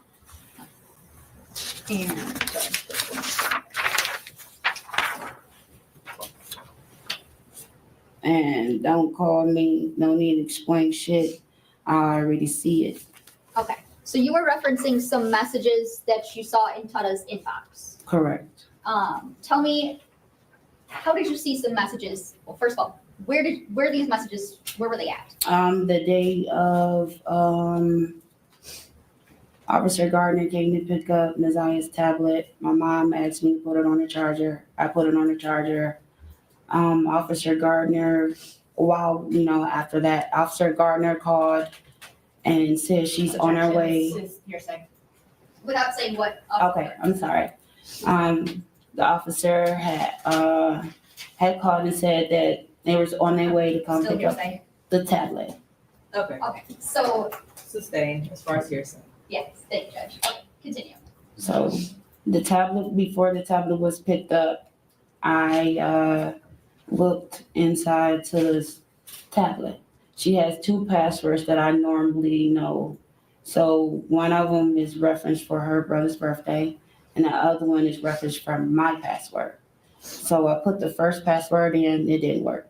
So I put the second password in. So the first thing I went to was Instagram, which I was scrolling. And I seen Jarvis Butts' Instagram page. I clicked on his page and I seen 2 messages. Hold on a second. So she said this was January 21st or something. They were coming to pick up the tablet. That's the first you put the tablet. Annette gave you her tablet and you put it on the charger and then you just start looking. You hadn't been on her tablet? Why hadn't you been on her tablet? She's missing. You didn't check to see if she was logging in from somewhere else? Everybody's in the cloud. That doesn't even make any sense. So she said the officer was coming to pick up. Let's see what date that was. Tell me, how did you see some messages? Well, first of all, where these messages, where were they at? The day of Officer Gardner came to pick up Naziah's tablet. My mom asked me to put it on the charger. I put it on the charger. Officer Gardner, after that, Officer Gardner called and said she's on her way. You're saying, without saying what? Okay, I'm sorry. The officer had Okay, so she doesn't have a date, but she texted Jarvis. Look at the judge. The judge is like, bitch. She had texted Jarvis on January 21st, telling him, like, I just saw the messages with you and Naziah. I don't know what's going on. Basically, trying to talk all tough. Meanwhile, girl, stop it. He got 5 kids with this dude. You're a fool for this dude. You're sick on the, I would say it, but my daughter's in here. Do you have on headphones? I would say something, but I can't. Fran censored today. She's sick on that thing. You know what I'm talking about, okay? Girl, stop it. Like, what were you thinking? Anyway, you thought Naziah texted Shannon from the day of the 9th asking what they were doing. I don't know. I missed that. I'm not sure. I don't think so. I'm not sure. I don't know. Yes. Thank you for putting it into the chat. Thank you, Jay Breezy. That's what I wanted to say, but I can't I can't say it because it's I'm not back in my office. I'm in the family area. Um to or even charge the tablet to do girl, that these people are a mess. Anyway, um we'll have to watch this again. We'll do a net and we played a net and Shannon. Something. Look at Annette's. My I'm so voice. mad at Annette's wig. I'm so mad And we at Annette's wig. And I'm also mad at the bonnet on the microphone.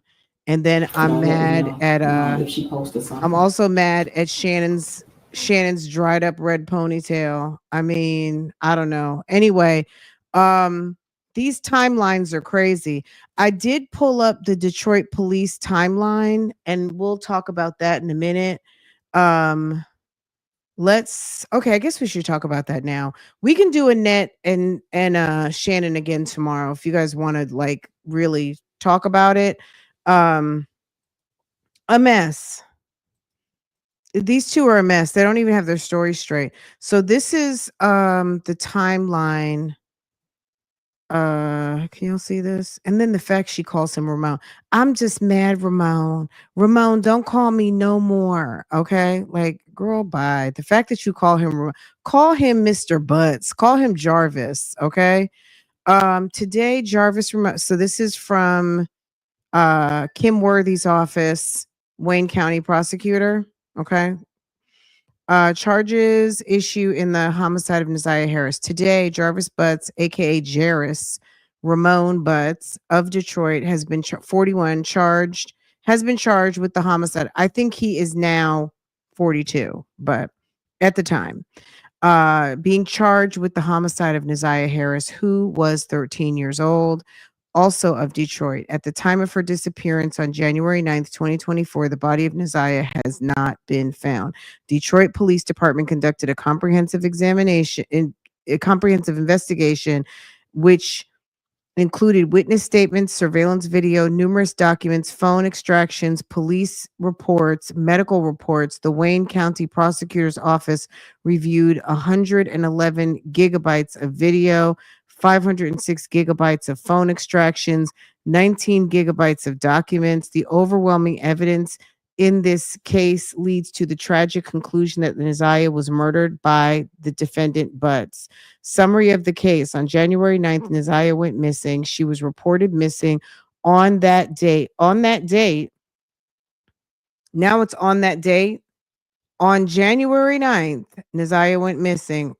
She was reported missing on that date by Annette Harris. She said the next day, her adoptive mother, who is her biological grandmother, when she did not come home from school.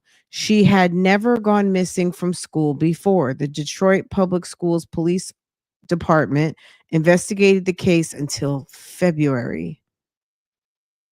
That's just unbelievable to me. When it was turned over to Detroit police, when does Detroit Public Schools say, you know what, this is not just a normal, she's over at her friend's house type thing. Let's bring in some bigger agency. Anyway, events of January 9th, Neziah took the school bus to school. She had her hair in two braided puffballs, clear framed glasses, a white sweater with a black jacket over it, a colorful Rugrats puffy jacket with fur-lined hood, with light blue jeans and Nike shoes. There is a video of Neziah getting on the school bus. Neziah used a DPS issued tablet that she used to communicate and communicated with an app. She took one last picture of herself on that tablet. See photo attached. Using her tablet, she sent a message to a device associated with Butts indicating that they would be meeting up after school. She got out of school on meeting up after she got out of school that day. Okay. There is a video of her getting out of school at the end of the day in the same clothes. She meets up with Butts and a coworker and goes back to their auto repair shop on Connor in Detroit. Just a second. Neziah is seen by Butts' sister at the shop.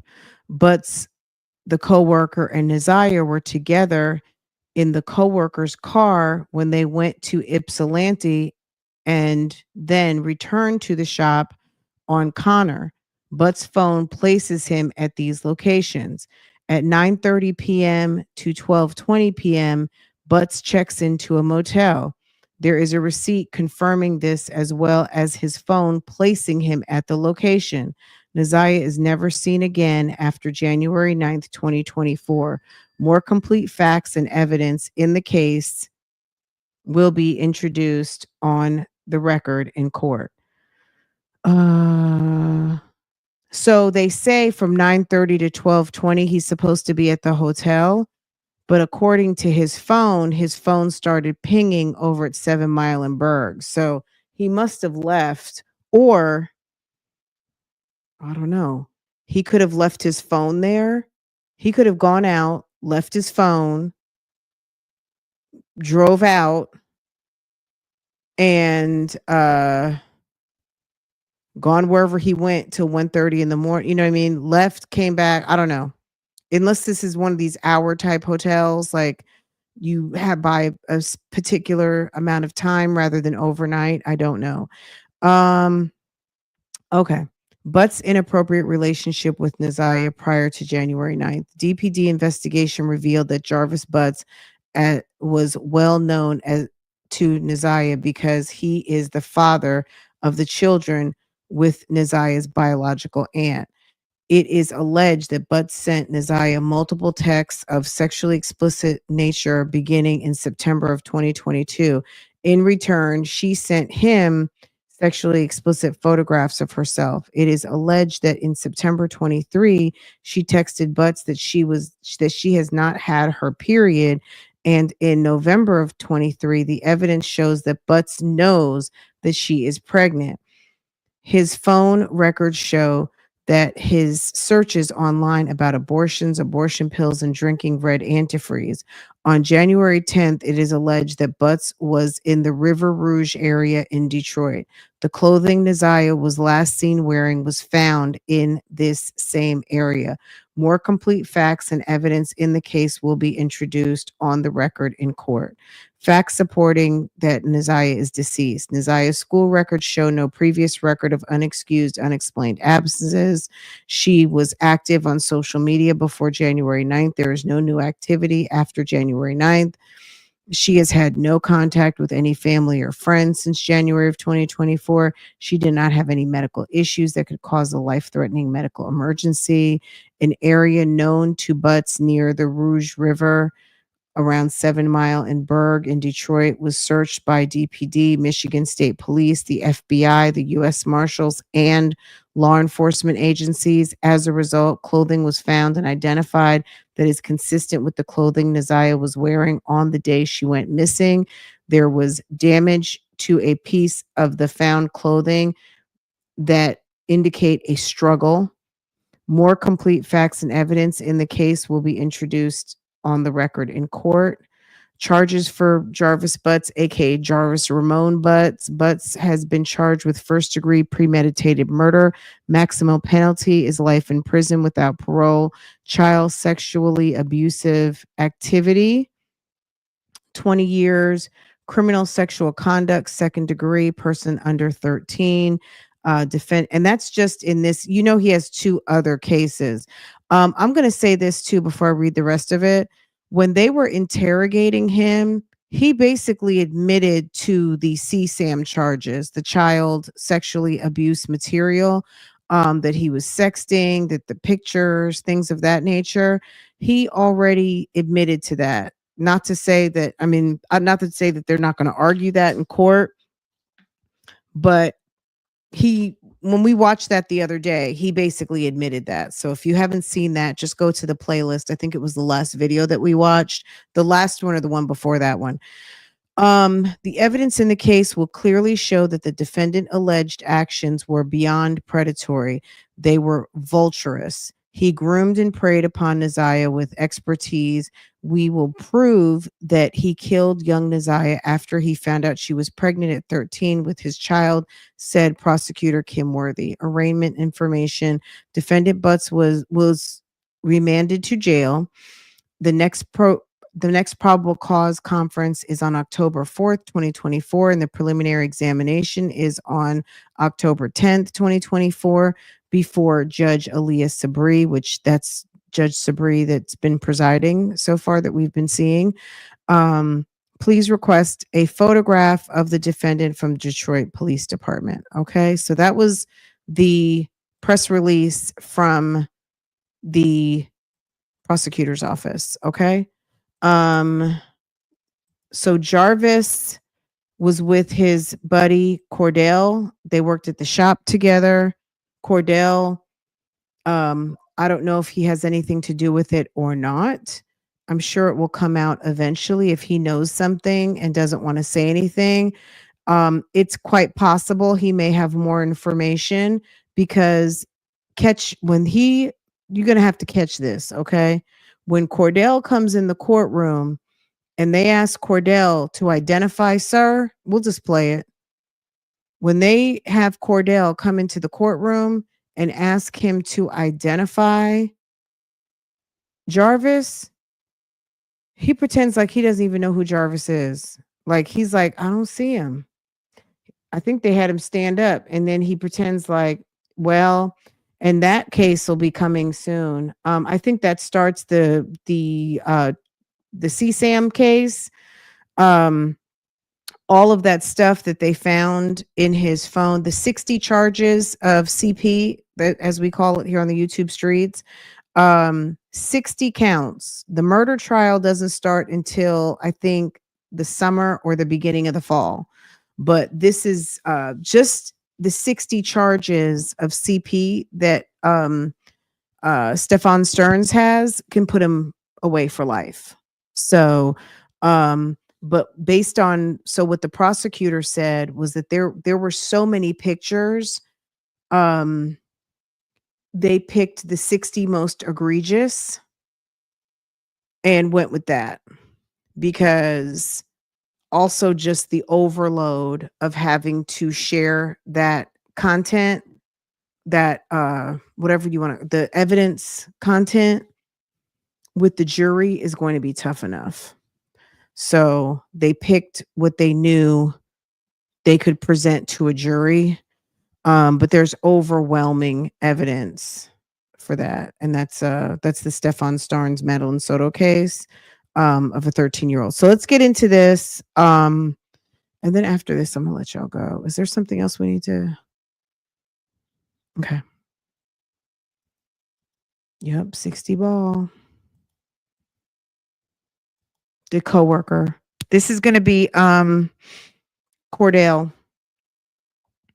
Let me change the banner.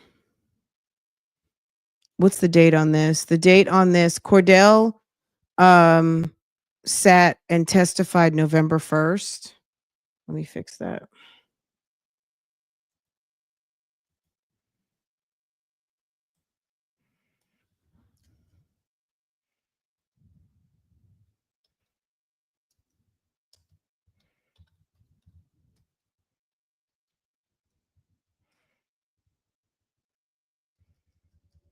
Okay.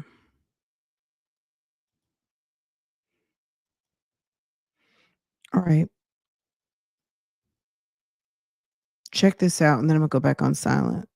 But we already published this before, but we'll talk about it. We'll stop in between, but I really want to hear what he has to say, and then we can find the discrepancy.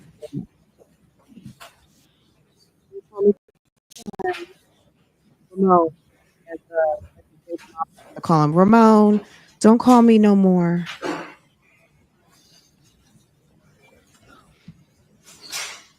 He's got his mask on so high.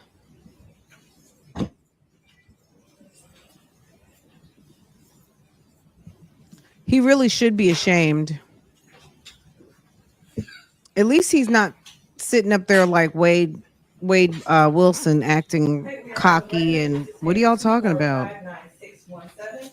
The people of state of Michigan versus Jarvis Butts, charged with count 1 homicide, murder, first degree premeditated. Count 2 child sexually abusive activity. Count 3 criminal sexual conduct, second degree, person under 13, defendant 17 years of age or older. With the habitual and the fourth offense notice set for an exam today. Appearances. Good morning, Your Honor. Tina Ripley on behalf of the people, P83688. And good morning, Your Honor. Matthew Makepeace on behalf of the people as well, P82796. Good morning, Your Honor. Good morning to your staff, Defender Services by Ken Riggin, P82125 on behalf of Mr. Jarvis Butts. And good morning, Your Honor. We're Defender Service by Cheryl Quick, P83973, also on behalf of Jarvis Butts. Mr. Butts, please state your name. Mr. Butts, you can have a seat. I mean, to me, it's the fact that he won't even admit that he was with her on that day. Maybe he since has admitted because the evidence is overwhelming that yes, you did see her that day. So why are you not admitting it? And how is it that your phone was pinging where we found her clothes ripped and holes and blood and all kinds of stuff? Your phone was pinging. Her clothes look like something horrible happened to her. Good morning, Your Honor. Warren Butler. Defender Service as well. Thank you. Okay, any preliminary matters before we begin the exam? Defense just would invoke the rule of sequestration. And the people would ask for an exception for the officer in charge because they in fact Sergeant Shannon Jones. Any objection? Just question whether or not Sergeant Johnson has testified today. Not today, but she will be testifying. No objection for exam purposes. Okay, if there is anyone in the courtroom who may testify or is a witness on this case pending today or at trial, if it goes to trial, you must exit the courtroom now.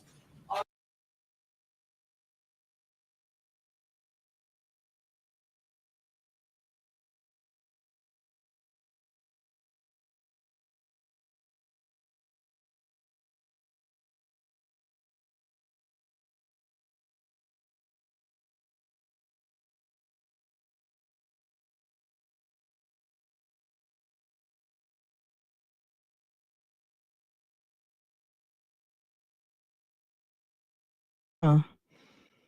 Where was your comment? Did someone delete her comment? It's always it's not a live stream unless someone is complaining about their comment not being okay. Deleting my comment doesn't make your narrative true. Okay. Let's see. Who, where? I'm looking for someone in the gray chat because you're not in green or blue. So I'm looking for someone who is gray. Okay.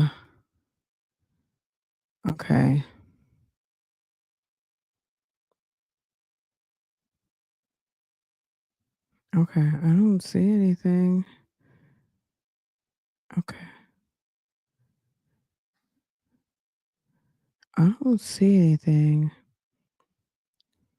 Okay, well.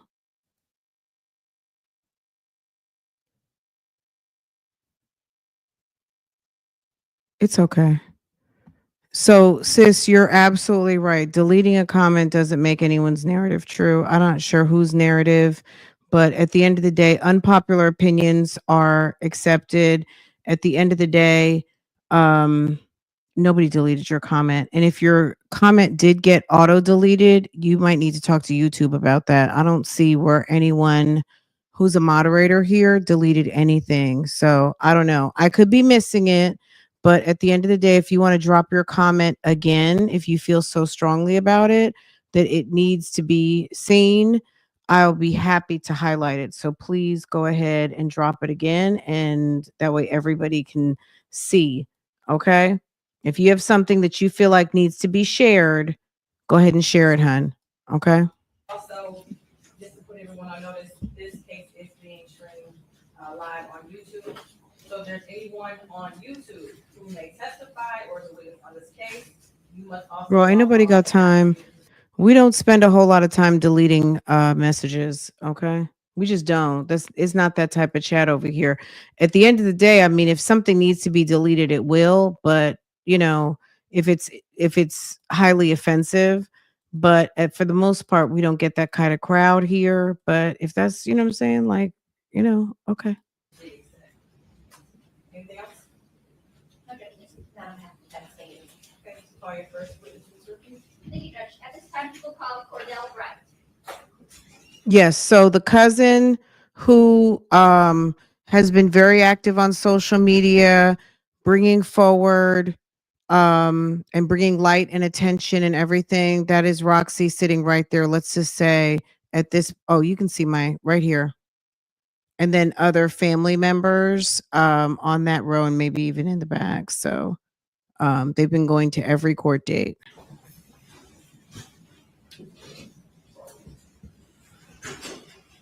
Okay, now here comes Cordell. Cordell with the shits. He walked right past the table. Now, did what's his name look so different? Did Jarvis look so different? He didn't recognize him. I don't understand how Cordell walked past the table. He walked up and he's gonna act like he didn't see Jarvis, and you work with Jarvis. Okay, here's Jarvis is sitting. Girl, look, you can't even see Jarvis's head. Maybe Jarvis was hiding in Jar. Maybe Jarvis was tying his shoe. How is it you didn't see? You literally had to pass Jarvis. You were right there. Now, where Jarvis is, I do not know. You can't even see him sitting in the chair. Stand right here, Mr. Wright. Face the judge. Raise your right hand. You swear to tell the truth, the whole truth, and nothing but the truth. I do. Jarvis is like right there behind the lady with the blonde hair. Do you have his name down? Could you spell his first name for me? CORD. Probation violation. He's actually back in jail. He violated his probation. So I think he had some sort of, we talked about that. I'll have to go back and look it up, but I think he had some sort of an assault on a pregnant person at some point. We did a whole episode and I went through all of their what was posted with Wayne County, and that's the video that got taken down by YouTube. So if you go down my community post, there's a link, I think, to the Facebook, and it's also on Patreon, but YouTube didn't like my video. I guess I shared too much information. But we talked about all that. I can't even remember what it was because it was like a week and a half ago. Jarvis told Latricia they were his son's glasses. Yes, I remember that. Mm-hmm. DELL.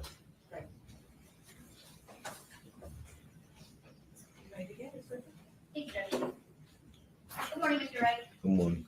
And Mr. Wright, do you have a nickname?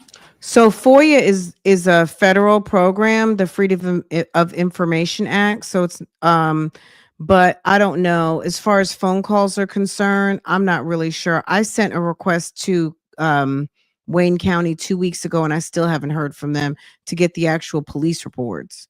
So as far as trying to get phone calls from them, I don't know if they release those during an active case. And I'm not really sure. Like, Jarvis is so weird. And he's talking, he talks like a mush mouth Christian Walden, Jennifer from Basketball Wives' husband. He sounds crazy. I don't know. We'll see. I mean, it's possible. It's possible.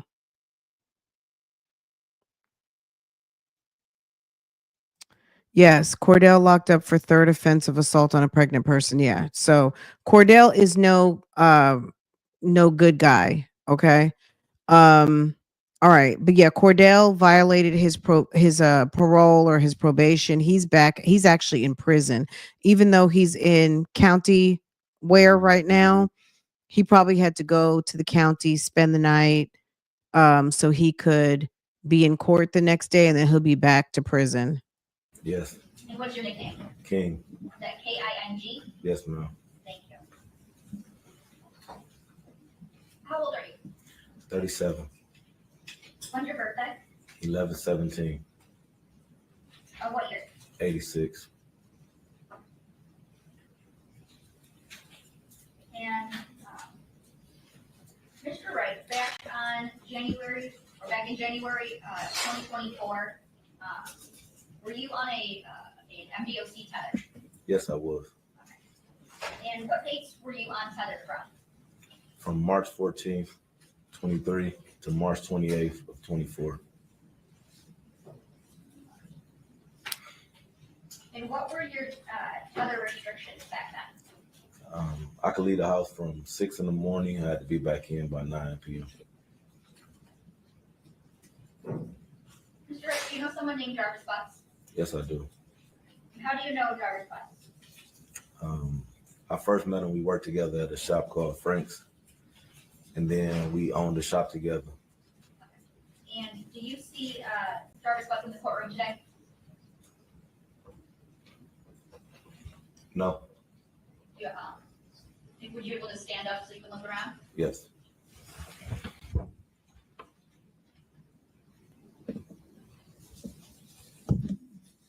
No.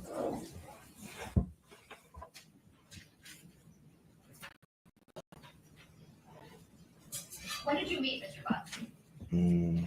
2018. And you said you two worked together initially at a place called Frank's. Frank's. All right. Where was Frank's at? He has a couple locations. He has 7, but the one I met him at was on Warren in Neff. Warren and that. Okay. And what locations of Frank's did you work at with Mr. Butts? Warren and Neff.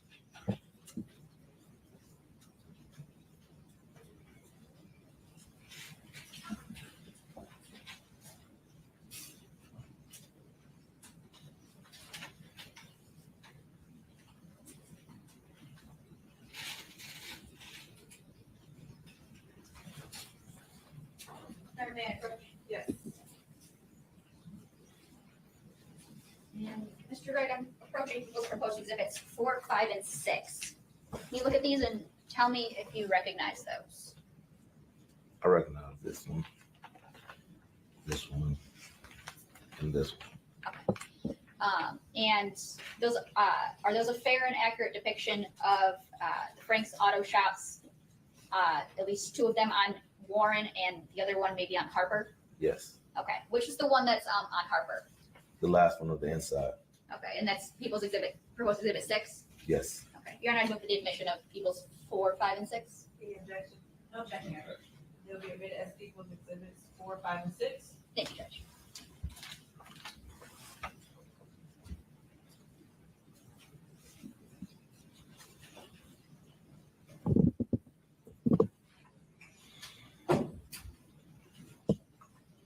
How long did you work at Frank's with Mr. Butts? A few years. About how many years would you estimate? 2. And when did that change from Frank's to another shop? Maybe in 23 sometime. Would it be earlier in the year or later in the year? Maybe maybe in May. Well, maybe April, May. And then where did you guys work then? We got a shop together on 9,000 Connor.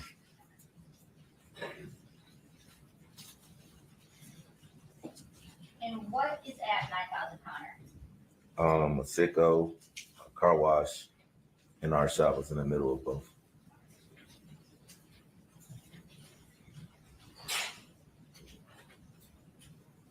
May I approach? Yes. Mr. Wright, I'm handing you its marked people proposed exhibits 7 and 8. Can you look at those and tell me if you recognize them?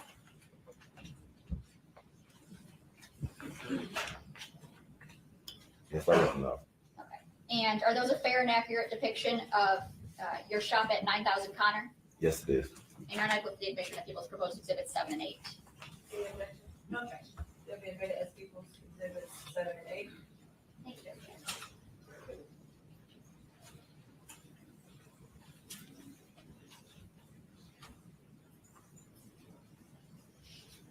Who did you, and who was it that you mainly worked with at 9,000 Connor? I'm sorry, Who was it that you worked with at 9,000 Connor? Jarvis. I want to take you back to when you were working at Frank's with Mr. Butts. Did you ever see Mr. Butts with any children there? Yes, And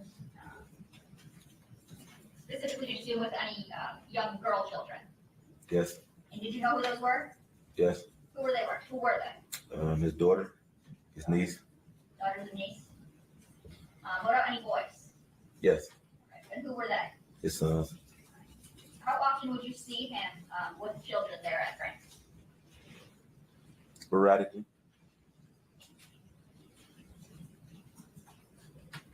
And at 9,000 Connor, did you see Mr. Butts with any children then? yes, Any girls? yes. And who would they be? His daughter, And what about any boys? yes. And who would they be? His sons, And how often would you see him with children at 9,000 Connor? sporadic,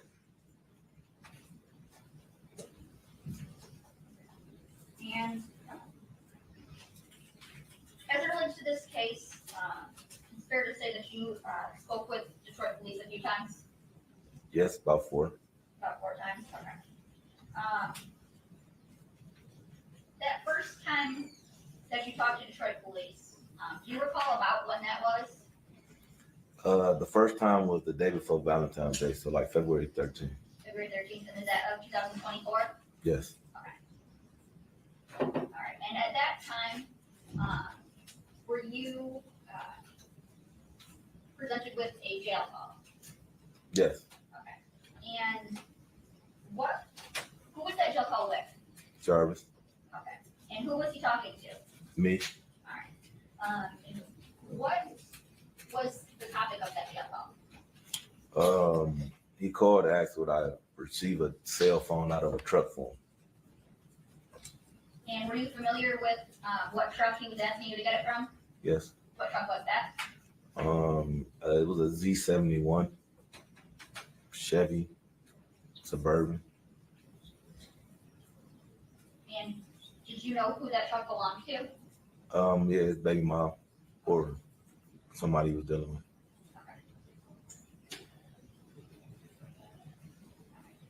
And do you recall listening to that jail call? Yeah, I recall. Okay.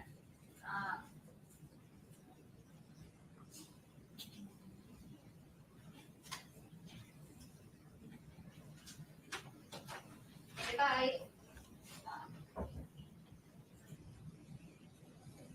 I would move to admit the jail call from, I believe it's February 8th, 2024, between Mr. Wright and Mr. Jarvis.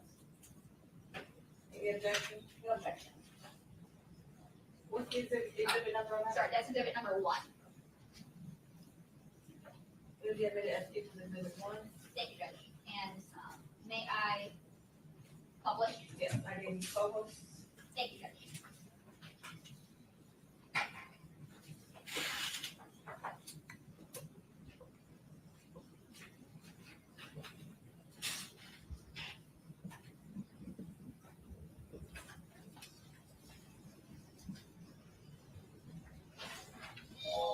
And for the record, I am playing people's exhibit 1. That's it. This is a one-time free 3-minute call from an inmate at Woody County Jail. Your phone is not set to collect calls. This call has been provided by Helmet as a courtesy for friends and family. You cannot receive additional calls from this inmate until you call appreciated. We can take your credit or debit card information over the phone and connect you immediately back to your phone. This call is subject to recording and monitoring. Press 1 to accept all communications from this. Thank you for using Cellmate. My guy, what's up, man? Not shit, man. What's happening? Nah, shit, man. How you feeling? My bad, I missed your call. I was working like a motherfucker. I figured they said you was up there banging, said something, banging. Yeah, you know it. What's up, my nigga? What's that, huh? What's up, boy? You know it. Hey, shit. Man, I'm calling, man. You bitch, they put my money on my motherfucking books, bro. Oh, yeah, take a minute for them to put that shit on there. Even if you walk in with it, man, they be playing it crazy. Yeah, I swear to God. Hey, you got a machine and shit. You show you straight, you need something. I mean, I'm getting a couple hours for that thing. I have money on my books, nigga. I came in with money. Oh, yeah. Yeah, so they put this shit on my hookup. I was up on the tab, and they come up $0. That's some bullshit.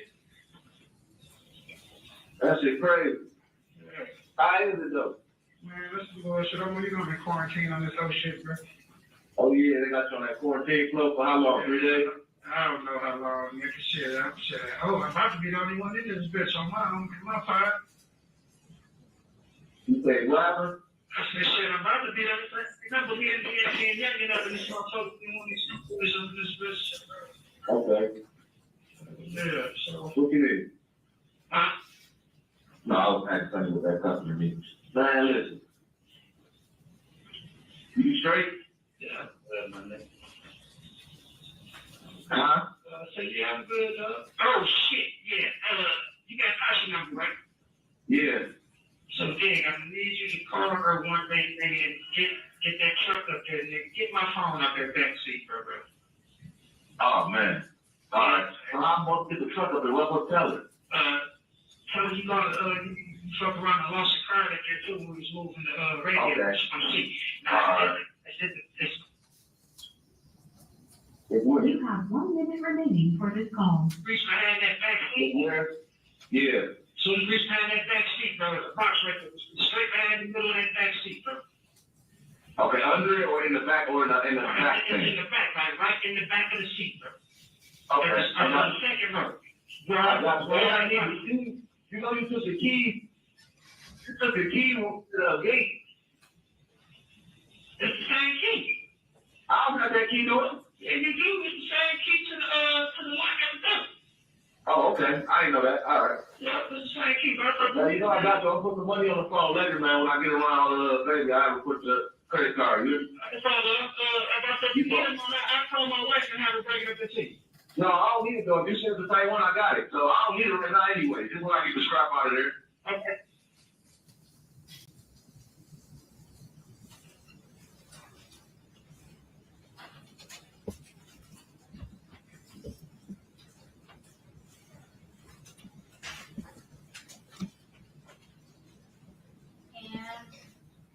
And Mr. Wright, were you successful in getting that cell phone from the vehicle like Mr. Butts asked you to?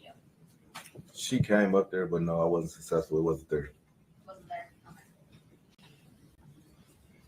When we say she, who you referring to? Tasha, And who's Tashi that you know of? his baby mom. Okay. Did you look for it in the vehicle? Yeah, I looked for her. Okay. And you were unsuccessful at finding it? Yes.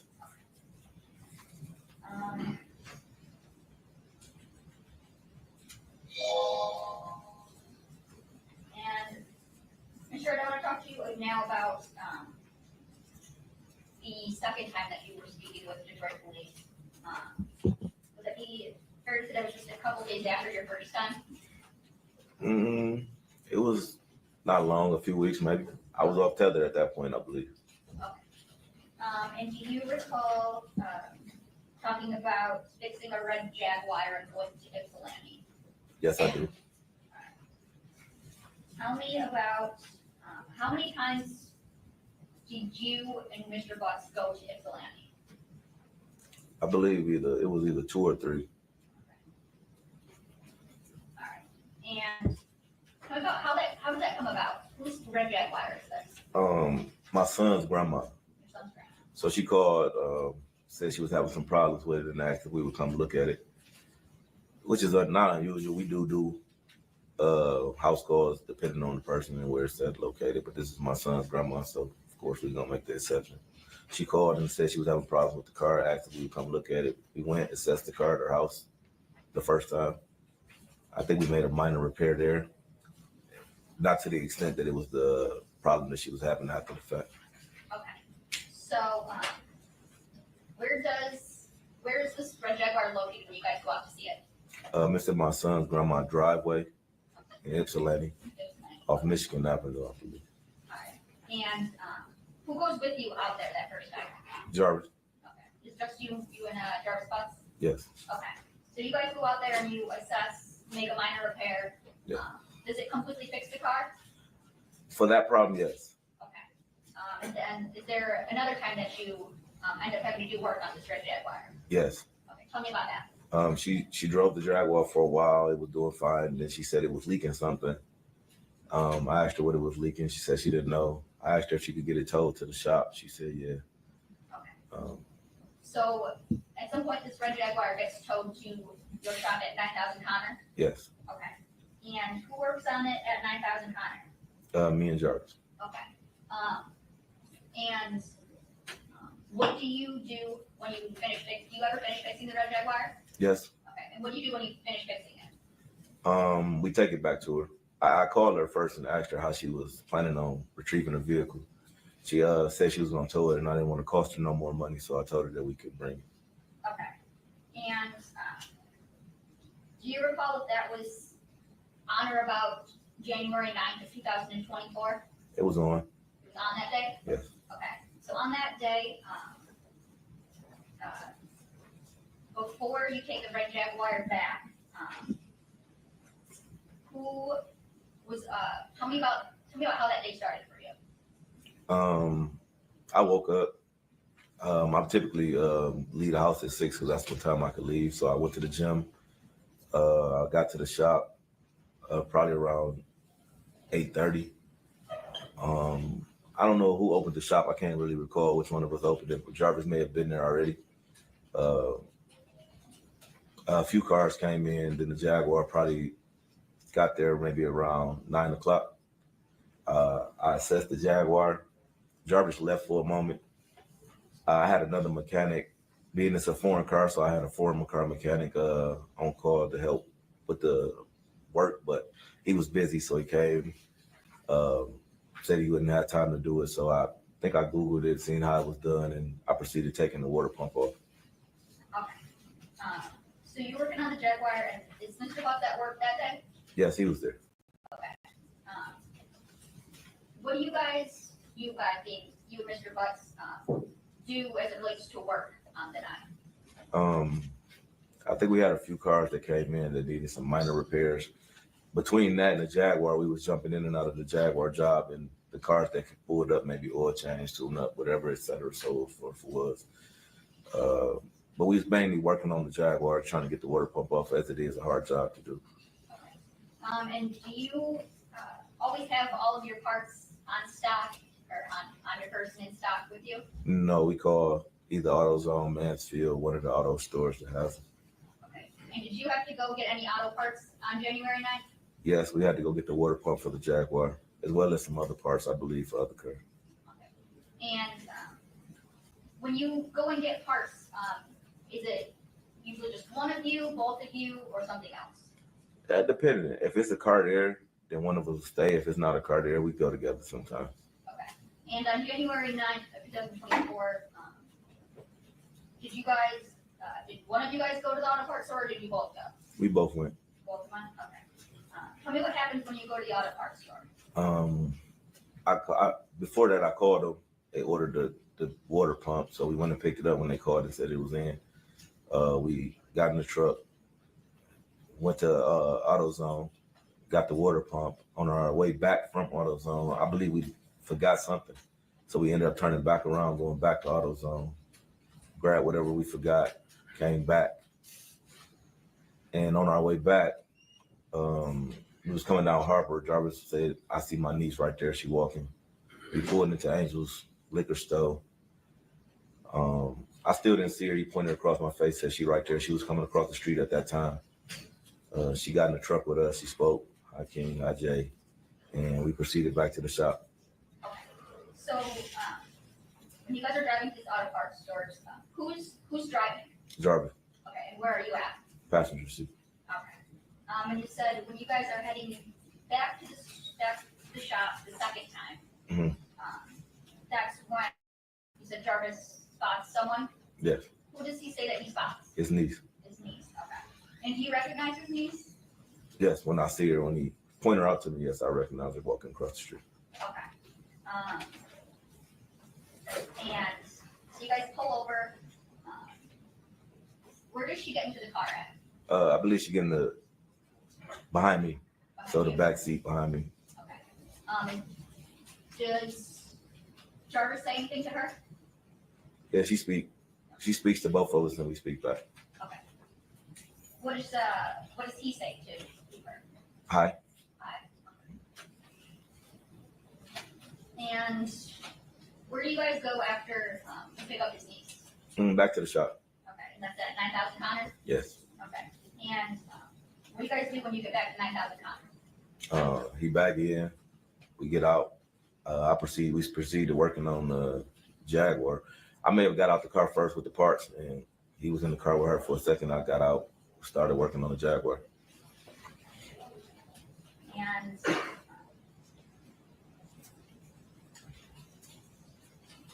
does what happens next? What do you guys do? I believe she get out, get into the front seat, reposition herself to the front seat of his truck. It was colder that day. I believe she started the truck. We started working on the Jaguar, putting the parts back on. It took a little minute. Like I said, it was a difficult job, so it took a while. At some point, I believe his truck ran out of gas, so we had to stop what we were doing to push his truck to the gas pump so he could get some gas. So you said that she gets out of the car that you guys were in? Yes. Okay, and then she gets into Jarvis's truck? No. We was always in Jarvis' truck. Okay. So she gets out the back seat and repositions herself to the front seat so she can start the cover. And tell me, what kind of car, what kind of truck does Jarvis drive? Escalade. Okay. And what color? It's pearl white.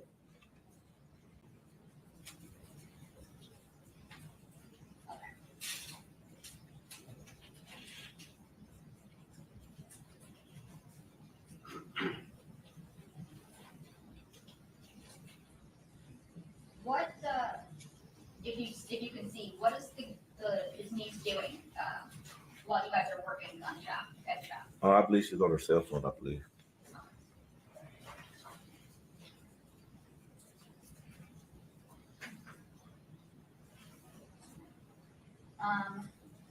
Does Jarvis ever take his niece anywhere while you guys are working at the shop?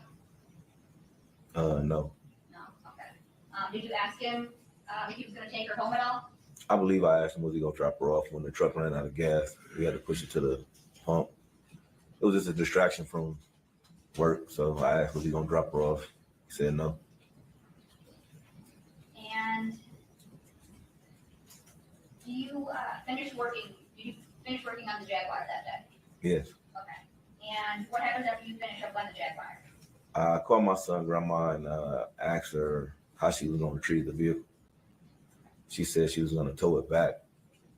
I told her she didn't have to do that. That was just spending extra money. So I asked Jarvis, was it all right if we dropped it off? He said yes. And we started making preparations to do so.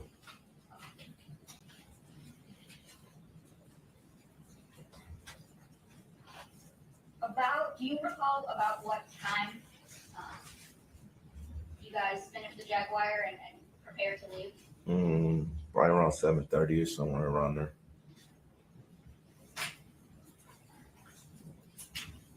When do you guys eventually leave the shop? Yes. Okay. And tell me about who all leaves the shop? Me, Jarvis, and his niece. Okay. And tell me about the driving arrangements. So I drove my 300 and Jarvis drove the Jaguar. And where was his niece at? She was with him in the front seat of the Jaguar.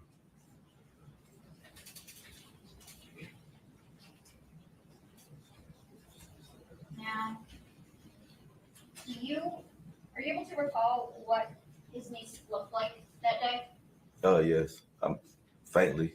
But yes, Do you remember what kind of clothing she was wearing? I remember she had a jacket on. Like I said, a coat. It was cold, so I think it was colorful. Colorful? Yeah.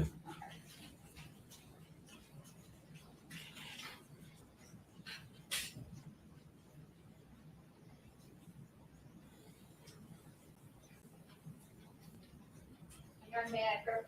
Yes. Mr. Wright, I'm approaching the People's Proposed Exhibit 2. And I'm going to direct you to the top left corner. Can you tell me, is there anything that you recognize in that? The jacket in Channel 1. Okay. And is that a fair and accurate depiction of the jacket that you've seen his niece, Jarvis's niece, wearing that day? Yes. Okay. And I move for the admission of People's Proposed Exhibit 2. Any objection? Objection. So it'll be admitted as People's Exhibit 2. Thank you.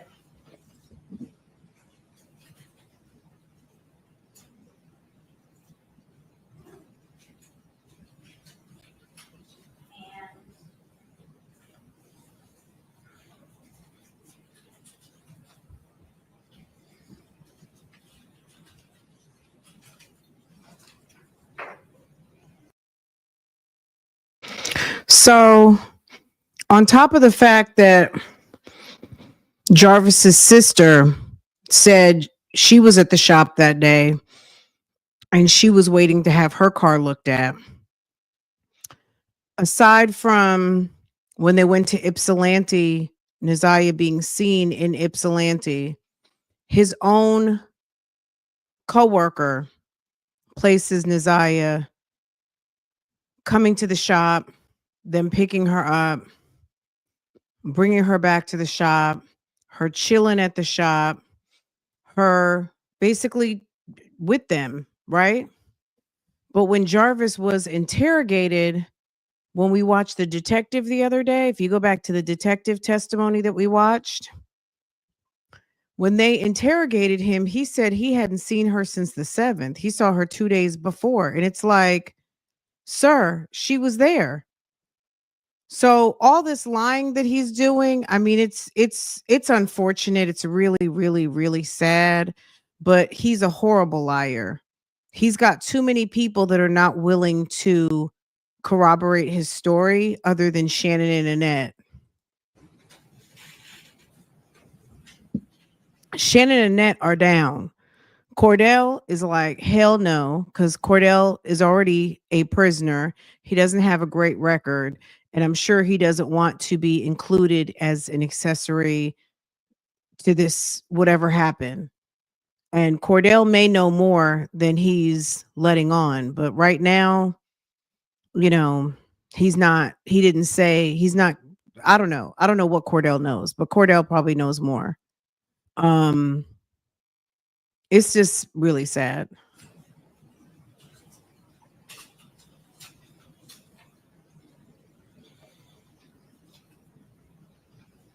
I'm going to show you your map of and I'm showing you its market People's Proposed Exhibit 3.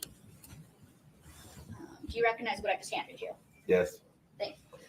And is that a fair and accurate depiction of Jarvis's niece as you remember seeing her back on January 9th, 2024? Yes. Okay. And is that the same niece that went with you to Ypsilanti? Yes, it is. Okay. And you're moved for the admission of People's Proposed Exhibit 3?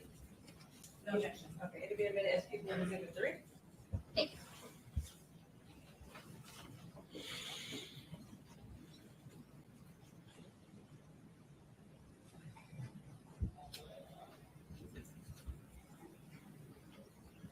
So,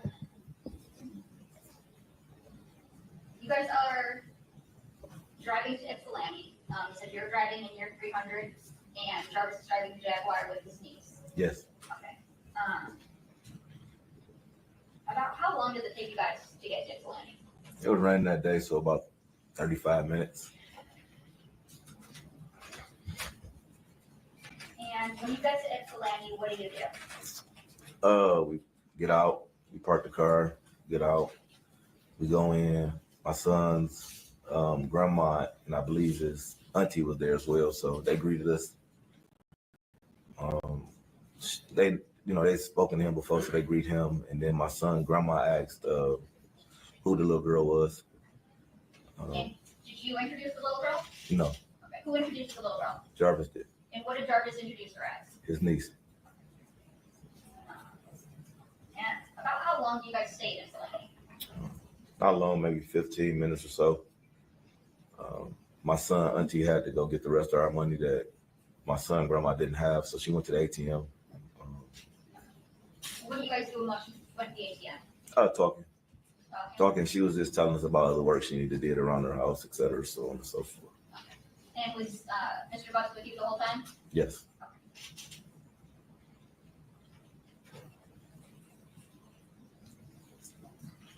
So you guys eventually leave Ypsilanti. Yes.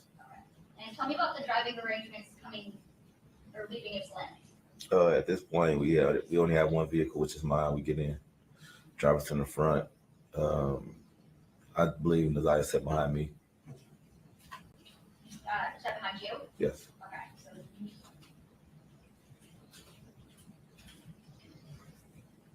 and is there any kind of talking or conversation when you guys are driving? No, I got sounds in my car, so no.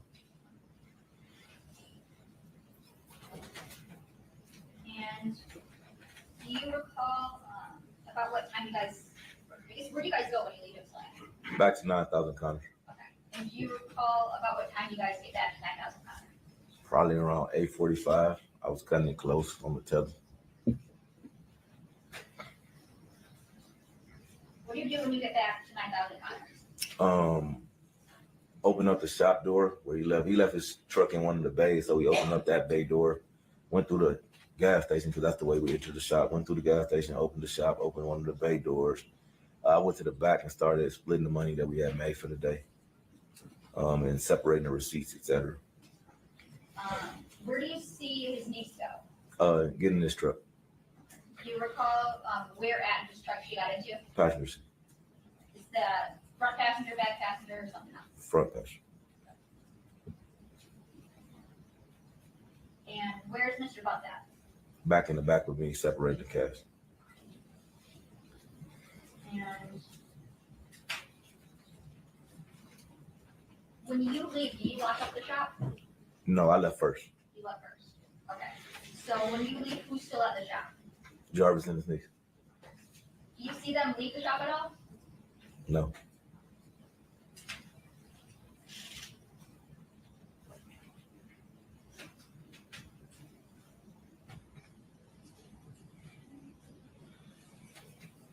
And have you seen Jarvis's niece, the one that was with you on the 9th? Have you seen her since January 9th, 2024? No.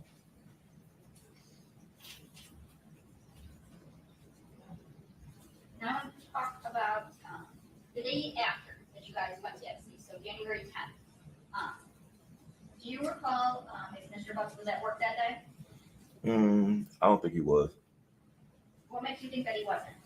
I believe he called me like 3 times, 4 times. No reason for him to call me if he was standing right next to me.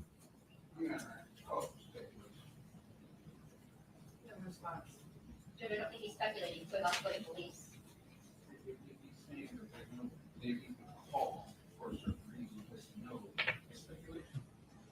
you ask the question? Re-ask the question. Yes.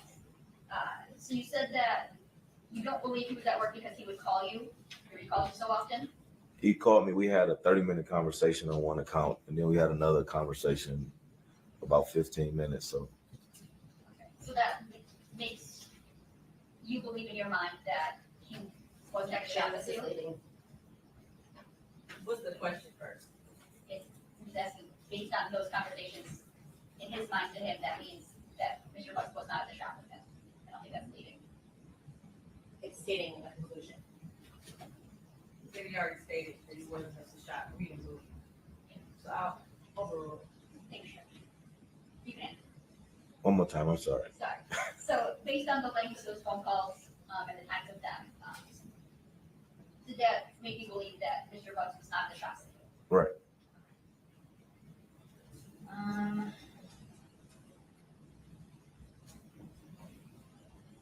Did Jarvis Butts ever mentioned to you about his niece being missing? No.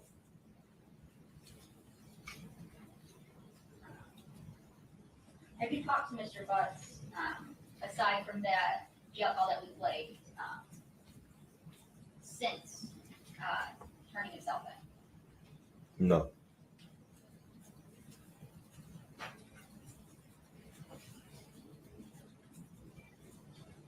And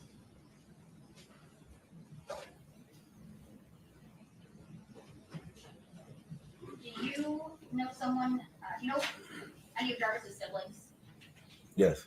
And which sibling do you know? I met his brother and I met his sister. You talked to his sister. Well, start back. Do you remember would his sister ever come to the shop? Sporadically. Sporadically, okay. And are there times that you talk to her? Yes. Okay. And you talked to her about Jarvis's niece being missing? After the police questioned me, I believe she came up there and we spoke about it, yes.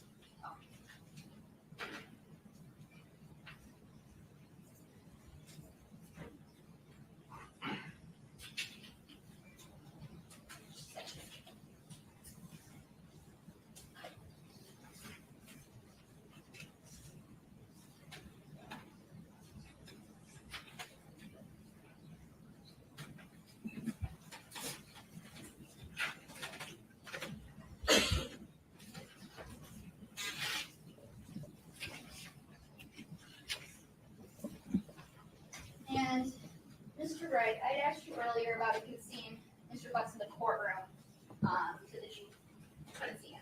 Yes. Okay.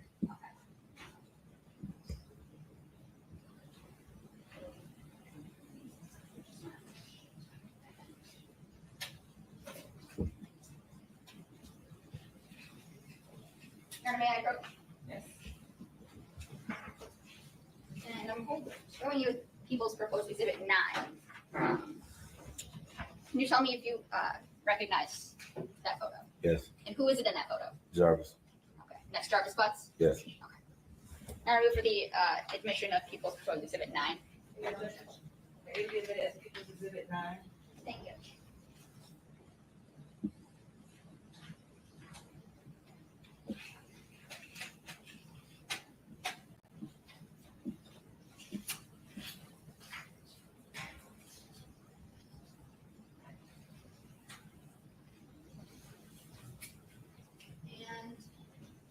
Mr. Wright, I kind of want to direct your attention back to People's Proposed Exhibit 3, or People's Exhibit 3, I'm sorry. Can you see it from here where I'm holding it? Yes. Okay, and do you know who this person in this photo is now? Yes. Okay. And who do you know her as now? ZIYAH.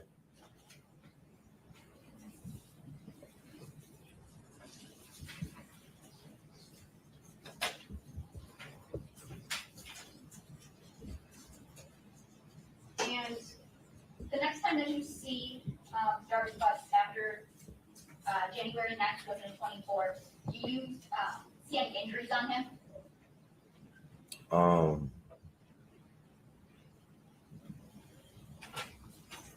No, I don't believe I've seen it. Really further, Judge. Okay, Ross. Thank you.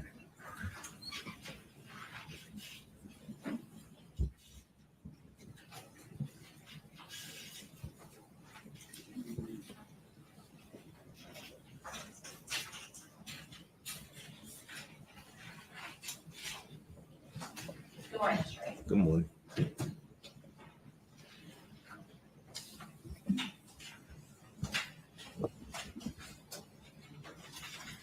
You said that, I believe, in your testimony that you have known Mr. Butts since about 2018, is that right? That's correct. Okay. And you said you met at Frank's, the shop that you looked at. That's correct. And you said you guys worked together at Frank's for about 2 years? That's correct.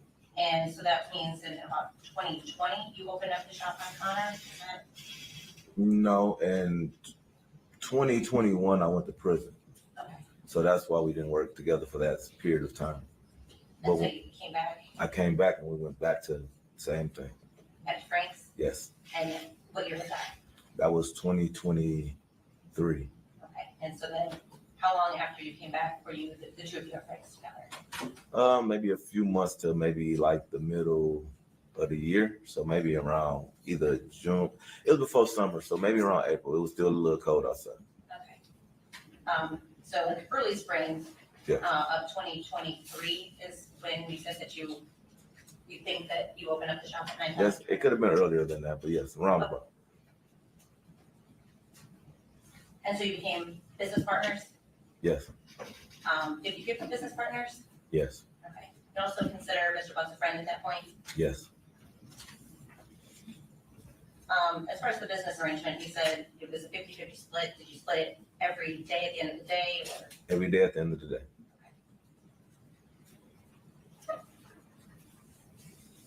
Now back around the beginning of 2024, maybe the end of 2023, were you seeing a woman in Clinton Township? A woman in Clinton Township? Yes. A friend of a woman named Shannon Harris? In 24? Yes. No. Or ever? Yes. When were you seeing her? It probably was 2000 and maybe 19 or 20. So before you went? Before I went to prison. Okay. Did you and Mr. Butts ever have a falling out about that? No.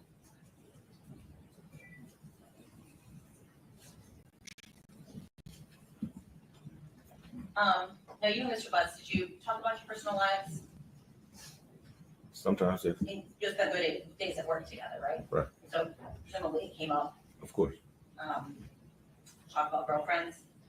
Of course. Did women often come to the shop looking for Mr. Butts? Sporadically. Did he talk to you about the various women that he would be seeing? Or juggling, maybe? That happened. Did it sometimes cause drama at the shop? It happens. Women would come up and confront Mr. Butts, It happens. maybe about other women that he was seeing? Happens. Did you ever feel like that was affecting the business? Not at Frank's. What about at the business that you owned at Connor? No, it didn't happen as much there. Didn't have as much in Connor? Right.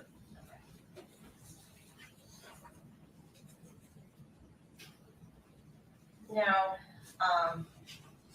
sometime, I guess, while the two of you all were working together, you had a friend that was, I guess, talking to or trying to date one of Mr. Butts' daughters. Is that correct? That happened. The daughter was 21, 22. She was somewhere around there. I'm not 100% certain, but yeah, around that age, 20, 21, 22. And that caused an issue for Mr. Butts. It did. He got pretty upset with this friend. It did. I was in prison at the time, so, but yes, I was involved directly. Okay. Did you ever hear about an altercation that happened between the two of them? Some kind of altercation did occur, yes. Was it your impression that Mr. Butts was pretty protective of her Yeah, based on that? based on that. Do you know how many children Mr. Butts has? 13? And you said that some of them would come to the shop. Yes, that happened. You're familiar with them? Yeah. And I can ask you to name everyone, not all of them, but at the shop on Connor, you said his sons would come, His son will come sometimes and stay the day with us. and his daughter. She'll come sometimes and stay the day with us. And what's her name? Do you recall? Now I don't want to misname it. Okay. I think it's someone with a J or something like that, though, but I'm not 100% certain. Was she like a teenager? He has a teenager. She come up there sometime, but not really. The littlest one, maybe 9, 7, 8, 9, somewhere around there. Okay. And then his niece would also come? Yes. Would she come typically with his own children? When I first met her, yes, that's how I met her with his daughter. She would always come with his daughter. They would come up there sometimes to get air in their tires, maybe money, just typical kid stuff. Did he ever, or did the two of you ever have them like doing chores around the shop? Sometimes. Did Mr. Butts talk to you about his children? Yes, Did you talk about spending time with them? yes, I believe he lived with the majority of them. And you said that, you mentioned Tasha, she's one of the mothers of some of his children, Yes. correct? Is that who he was living with at the time? No, I don't believe so.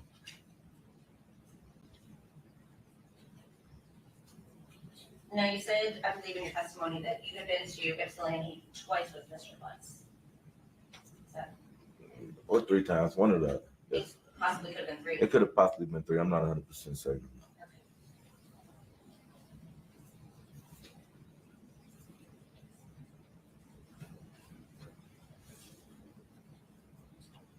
Now, one of the times that his niece was at the shop was, you said, on January the 9th.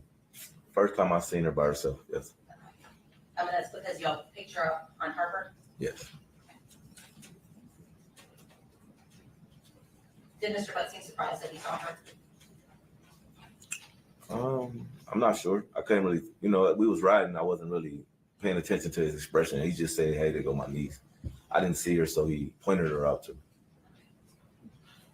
And at that time, you only knew her as his niece, correct? Yes. You didn't have any idea what her name was at that time? No.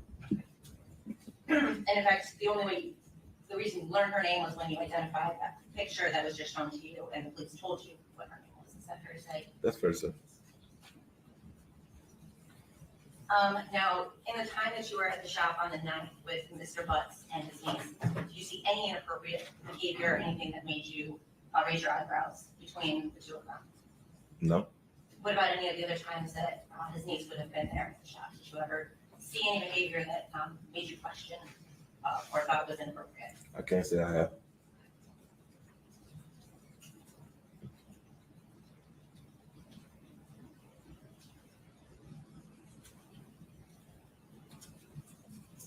Now, the 3 of you rode back from Ypsilanti on January 9th. That was your testimony, right? Yes.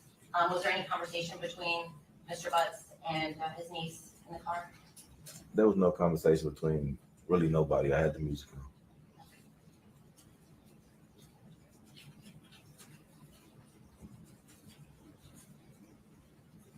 And I'm going to back up to earlier in the day when the 3 of you came to the shop the first time after you picked her up on Harper. Okay. You said that she pretty much stayed in Mr. Butts' car the whole time. Yes.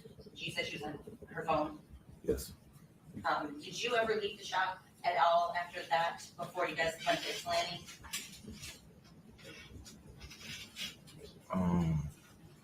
Maybe in the gas station. So not really, just the attached gas station. Yeah, maybe to the gas station. I'm not sure if I actually physically left the building. I'm not sure. Would it have been for more than like 5 or 10 minutes? If I ever left, no, maybe to use the bathroom, so maybe 10 minutes tops if I had to leave. You never have to grab parts at any place that you can recall? Not that I can recall.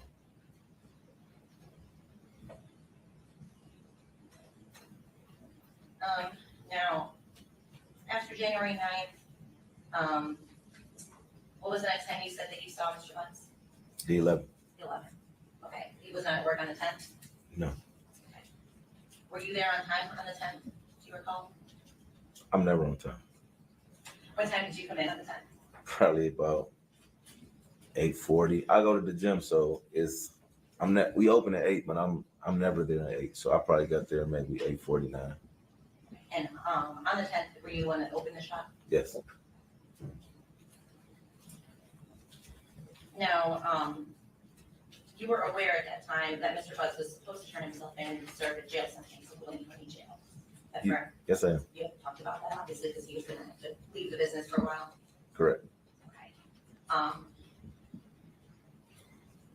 And you actually went to the courthouse on the day he turned himself in to support him, right? Yes, I was there. And he was going to be serving time on a gun possession charge, is that right? That's correct. If you know. That's correct. Okay. And because you were kind of paying attention to what was happening, you understood that the court date had gotten changed a few times? Yeah, he told me that it had changed. So I believe he's supposed to get sentenced on the 9th, but it got pushed back to February the 7th. So I learned that through him. I didn't go to court with him that time, but just when he got sentenced, I went to court with him that time. Are you familiar with any court dates that he had out in Clinton Township around that time? He did say he had something going on with his daughter, I believe. I believe it was domestic with his daughter of some sort.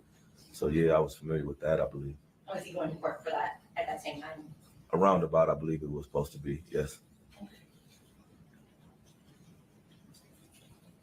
Now you got involved because at some point you became aware that the Detroit police wanted to talk to you back in February. They came to the shop and picked me up Okay, that should took you on. to headquarters. Okay, and that was the first time on February 13th, is that right? That was February 13th, day before Valentine's Day. Then you said you spoke with them again a couple days later. Yes, I was believe the first time I spoke with him, I was still on tether, so it had to be sometime after I was on tether. Yeah. And then you spoke with them again in March, right? Yes. And was that a phone conversation? No. All of our conversations was via person. Okay. And then a couple weeks ago, did you also speak with the police Yes. and the prosecutors? I don't know if a prosecutor, but yes, I believe she was. As far as you can remember? Yes. Now, in February, when you were talking to the police, by that time, had you seen anything on the news or on social media about who you later learned was Mr. Butts' niece? No. So at the time you were interviewed by the police, you didn't know anything about? No. Okay.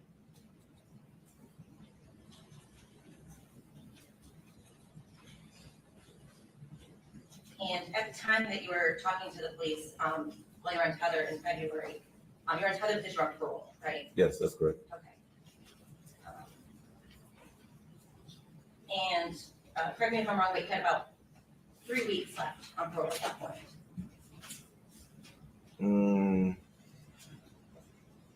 Not 3 weeks in February. Yes. I had 3 weeks left on tether. I got off actual parole in May. Okay. So the tether was coming off, but you were still going to have to report. 3 more months Okay. after the tether came off. And in February, I believe it was the second conversation that you had with a detective, presumably, you and the officer or the detective spoke about the tether, right? Do you recall that? I believe so, yes. Because you were concerned every time you would go somewhere, if you would be late, you were very Oh, yeah, about yeah. being home on time. Right. And in fact, he actually said, hey, we'll take care of you if anything pops up, right? He said, I talked to your PO, so you're fine. Okay. And he also kind of warned you that you didn't want to get somebody upset about the way you were answering these questions and have somebody feel some kind of way about you. Do you recall him saying that to you? He may have said something to that extent. I'm not sure though. This is the first conversation or the second you asked me The about. second, right at the top of the conversation. I can't really recall every word. I know they were a little agitated. I was a little agitated. It was a lot going on, so maybe. It's possible that conversation. It's possible. Did you understand any of his statements while you're talking to him to mean that the police wanted you to give answers, and if you didn't give answers, that they could mess with your parole or your tether status? Also speculation, It goes to his state of mind. but he doesn't know what happened. It's about what he believes might happen and could impact what he said. Speculation is to rephrase it as far as what they actually asking. Was it your understanding that if you didn't give certain answers, that the police might impact your parole or your tether status? Was that a concern of yours? I mean, it was already affecting my tether, so I wasn't really, you know what I mean, concerned about how he placed his questions upon me, no. So, I mean, more of the concern was my being picked up by the police. Police contact is a violation of parole within itself, so I was violated for the police contact regardless to whatever he was saying. You get what I mean? So, no, I don't believe it impacted anything at all, actually. But your parole wasn't actually revoked because they took you to the station and interviewed you, right? No. Now, we talked a little bit about this a few minutes ago. Mr. Butts was juggling a few different women during the time you knew him. Yes. And it's hard to keep up with all his baby mamas. I mean, yeah, it wasn't my job, so yeah. And ladies that weren't his baby mamas. Right. Did you get the impression from Mr. Butts that he didn't want these women to know about each other? Of course. And a woman named Tasha was one of Mr. Butts' ladies, Yes. and that was one of his baby mamas. Yes. To my belief, yes. So there was some discussion about a phone call between you and Mr. Butts while he was at the jail about his phone, right? Yes. And after that phone conversation, Tasha actually came into the shop to get some work done on the car, Yes. She came to get a oil change in a headlight. and that's when you went and kind of looked for the phone. Yes. Now, you didn't really want Tasha to know that you were looking for the phone, right? Of course not. And the reason for that was, She's gonna wonder why I'm looking for a phone. and was it your impression that Mr. Butts was afraid it would reveal that he was talking to other women, Of course. and so you're trying to help him keep course. peace? Of course. Yes.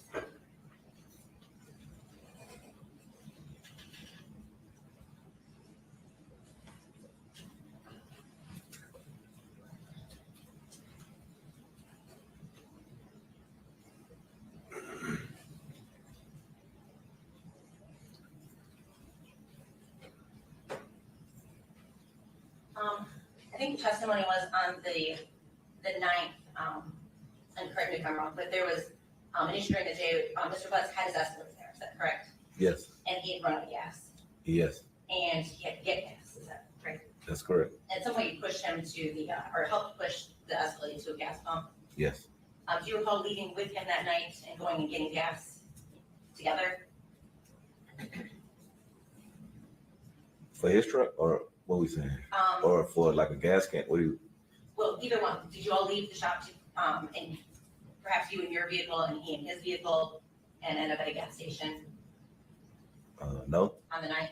No. You don't have any recollection of that? I don't remember that. No. Okay.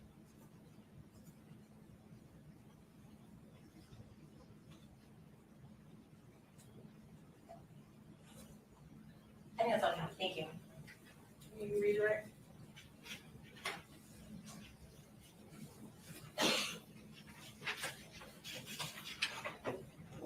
Okay. Mr. Wright, you are going to testify. Thank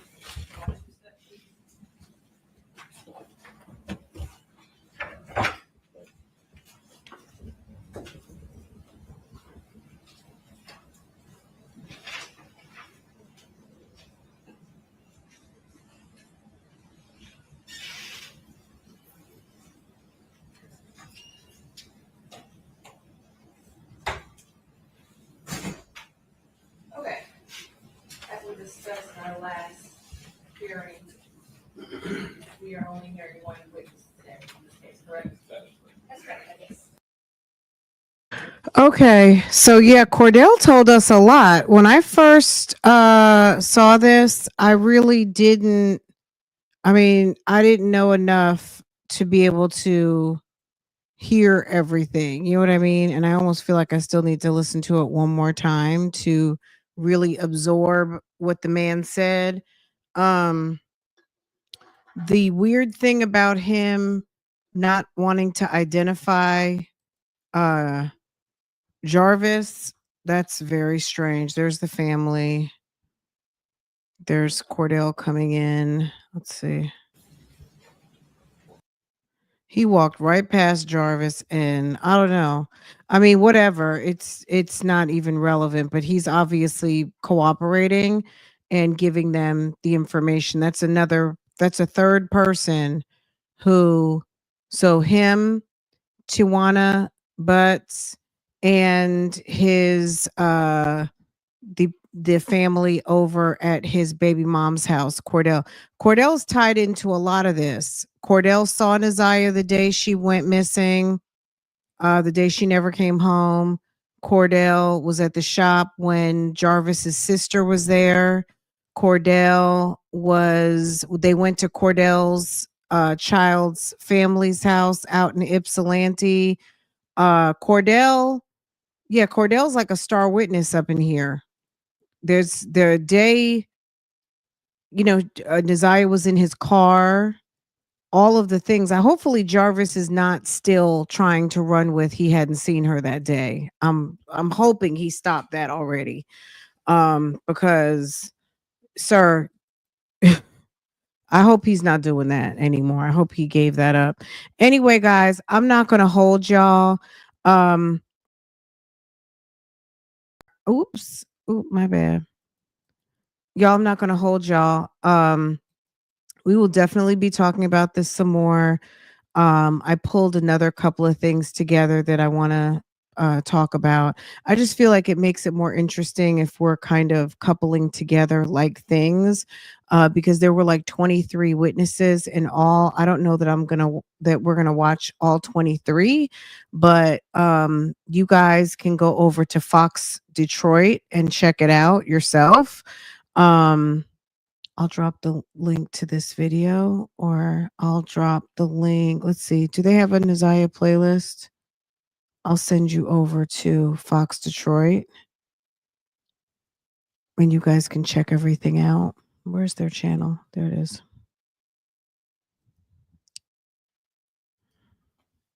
Yeah, it makes it more interesting. Because it's kind of like, oh, we'll talk DNA results today. We can put all the DNA people together. You know what I mean? Not only did Cordell see her, he was in her. Absolutely. So was Jarvis's sister. So was Cordell's, family. It wasn't his family, but his, his son's grandmother and his aunt. Let me say it like that. That makes more sense. So Latricia drove him to turn himself in. Was it Latricia? I thought it was Tashiana. Tashiana, the one that was the fiance. Here's the shop. Hold on.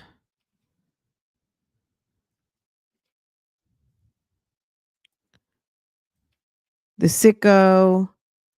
That's the shop. The car wash next door. The one who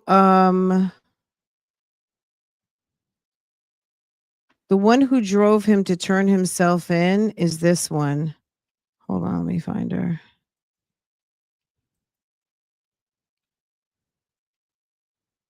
This is Latricia. And Latricia's not the one who turned him in. Well, went with him to turn himself in. That's Latricia. The other one, the taller one, that's Latricia. She's a baby mom. She's one of his baby moms. Hold on.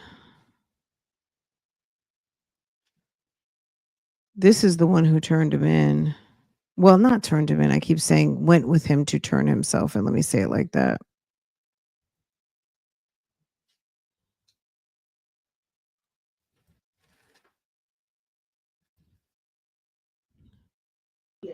Miss Ma'am. That's Tashiana. That's Miss Ma'am. That's the one who was the fiance. We watched this one. It's in the playlist. We watched it. Let me see. It's not going to be long. Now, someone asked, why did they change the court date? The judge could have been out sick. We don't have a reason. I'm sure the prosecutor might know. They could have been backlogged on their docket. The judge could have been out. There could have been any number of reasons why that happened on that day, but how unfortunate was that, right? But it gave him space and opportunity, definitely, because he didn't know he wasn't getting locked up. And when he didn't get locked up, it left him space and opportunity, because if he had been triggered, he would have done it prior, right? The fact that he went to turn himself in and his court date was canceled, that says right there that maybe, that's just my assumption, that maybe there was something that triggered him to do what he did. You know what I'm saying? Something happened, because if he knew that January 9th was going to be his last day, then why wouldn't he have done it sooner? So maybe something occurred and they could have had an argument. Not that anything justifies anything, but yeah. Hold on a second. I have to make these on behalf of the people, P82796. Service by any preliminary Because we are live. live stream that includes the virtual. What time is it?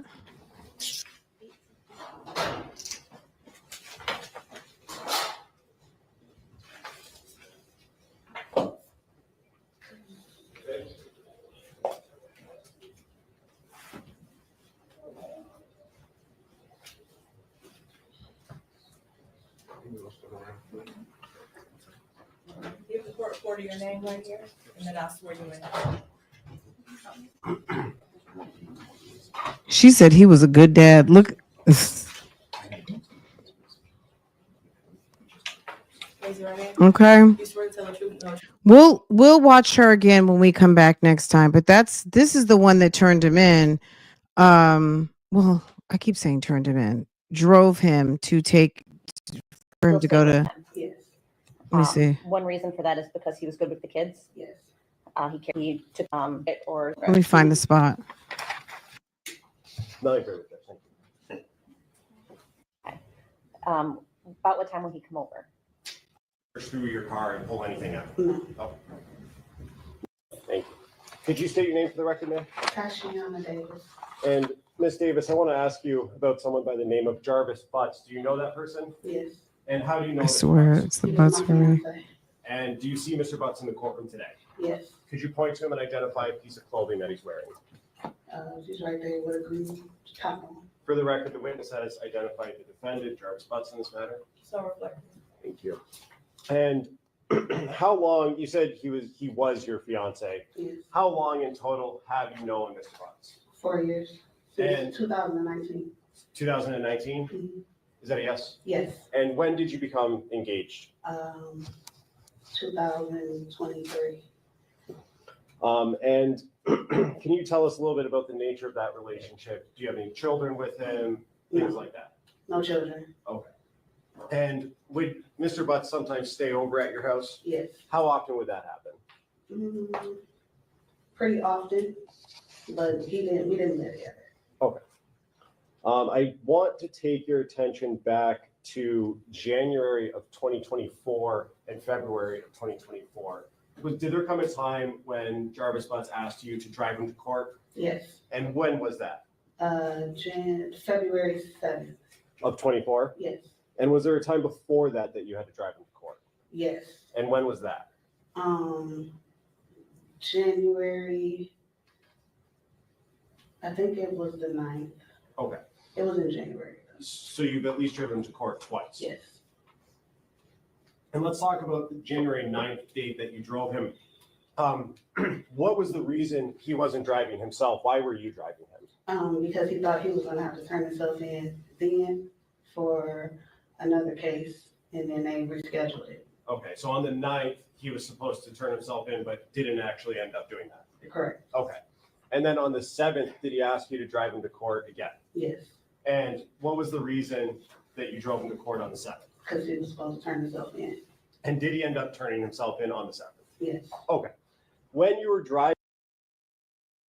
Okay, guys. Wow, 3 hours. Oh my goodness. Okay, guys. Time with you guys goes so fast. I thought it was like, I didn't even think we had been 2 hours yet. So anyway, guys, I'm gonna let you guys go. It was Tashiana, Latricia, or I cannot remember her name to save my life. This lady is the one who's got a 2-year-old daughter with him. So, baby, she does not play. She seems quite upset, but who wouldn't be angry dealing with a Jarvis Butts? Anyway, y'all, let me let y'all go. Have a wonderful Saturday evening. I will see you guys tomorrow. Yes, Ebony. That's her. That is her. Tashiana Davis.